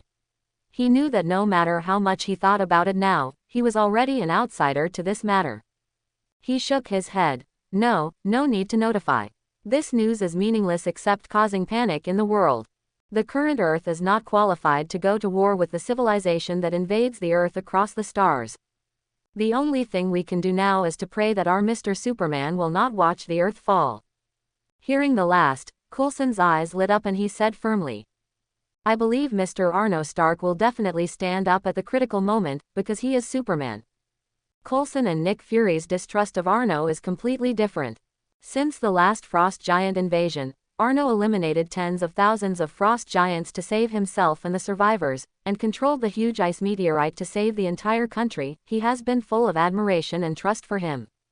This trust and admiration is even more than the old bacon of Captain America who has just thawed. Nick Fury didn't say much about Coulson's admiration, but just closed his eyes silently. He doesn't like Arno Stark because he is too uncontrollable, bloody, and has a casual, changeable, and free-spirited personality. For such a person, you can never guess whether he likes you when he smiles at you, or whether he is going to shoot your head with a laser the next second. This is why he did not include Arno Stark, the real-life god on Earth, in the Avengers list. Because Arno Stark is not someone that he, the king of agents, can control. But he does not intend to force Coulson to change his opinion of Arno. S.H.I.E.L.D. can have people who hate Arno, and there can also be people who Arno hates, such as him. But S.H.I.E.L.D. must also have people who worship Arno, and people who Arno doesn't hate, such as Coulson. If one day I really made a wrong decision and angered Arno, and was young by Arno, then at least someone can stand up and lead S.H.I.E.L.D. after his death, and will not be shot to death by Arno. As Nick Fury's complicated thoughts, the car gradually went away, and the gate of the manor slowly opened. It was not Bronski who opened the door, but a blond strong man. Loki, you know that you kid must not be dead. Thor hugged Loki and lifted him up high, shouting excitedly. Thor, put me down, I smell like alcohol, how much have you drunk? Loki felt the familiar huge force on his waist, and although he had a helpless expression on his face, a warm smile flashed in his eyes. After 2 years of not seeing each other, I actually missed this big fool in my heart. If Thor was there when his planet was invaded, he would definitely stand in front of him without hesitation. Loki thought silently while looking at the enthusiastic Thor, and he actually felt a little wronged. Thor put Loki down and raised a finger to him with a smile on his face. 1 bottle, I drink all the time. Okay, it's really your character.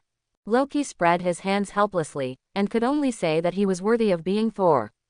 Loki, father said that you fell off the Rainbow Bridge and fell into the space turbulence. How did you survive? Thor was a little curious after being excited. You know, even if he fell into the space turbulence in his prime, he was not sure that he could survive, let alone Loki who was weaker than him.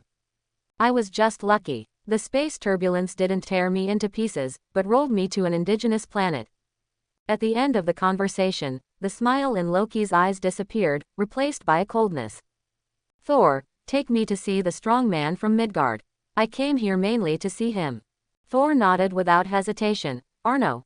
No problem, I told him, and he has agreed that you can also attend this party. Thor greeted Bronski, who was drinking some wine during the announcement. He took Loki and got on a Hummer and drove to the party house. There was no other way. The manor was converted from a military base and occupied a large area. Many places required means of transportation. Hummers like this were parked in a row at the gate of the manor, and the keys were all on them, so they could be driven up. In fact, there were several vehicles parked in almost every building in the manor to facilitate the travel of people in the manor. I hope everyone will support it and subscribe more.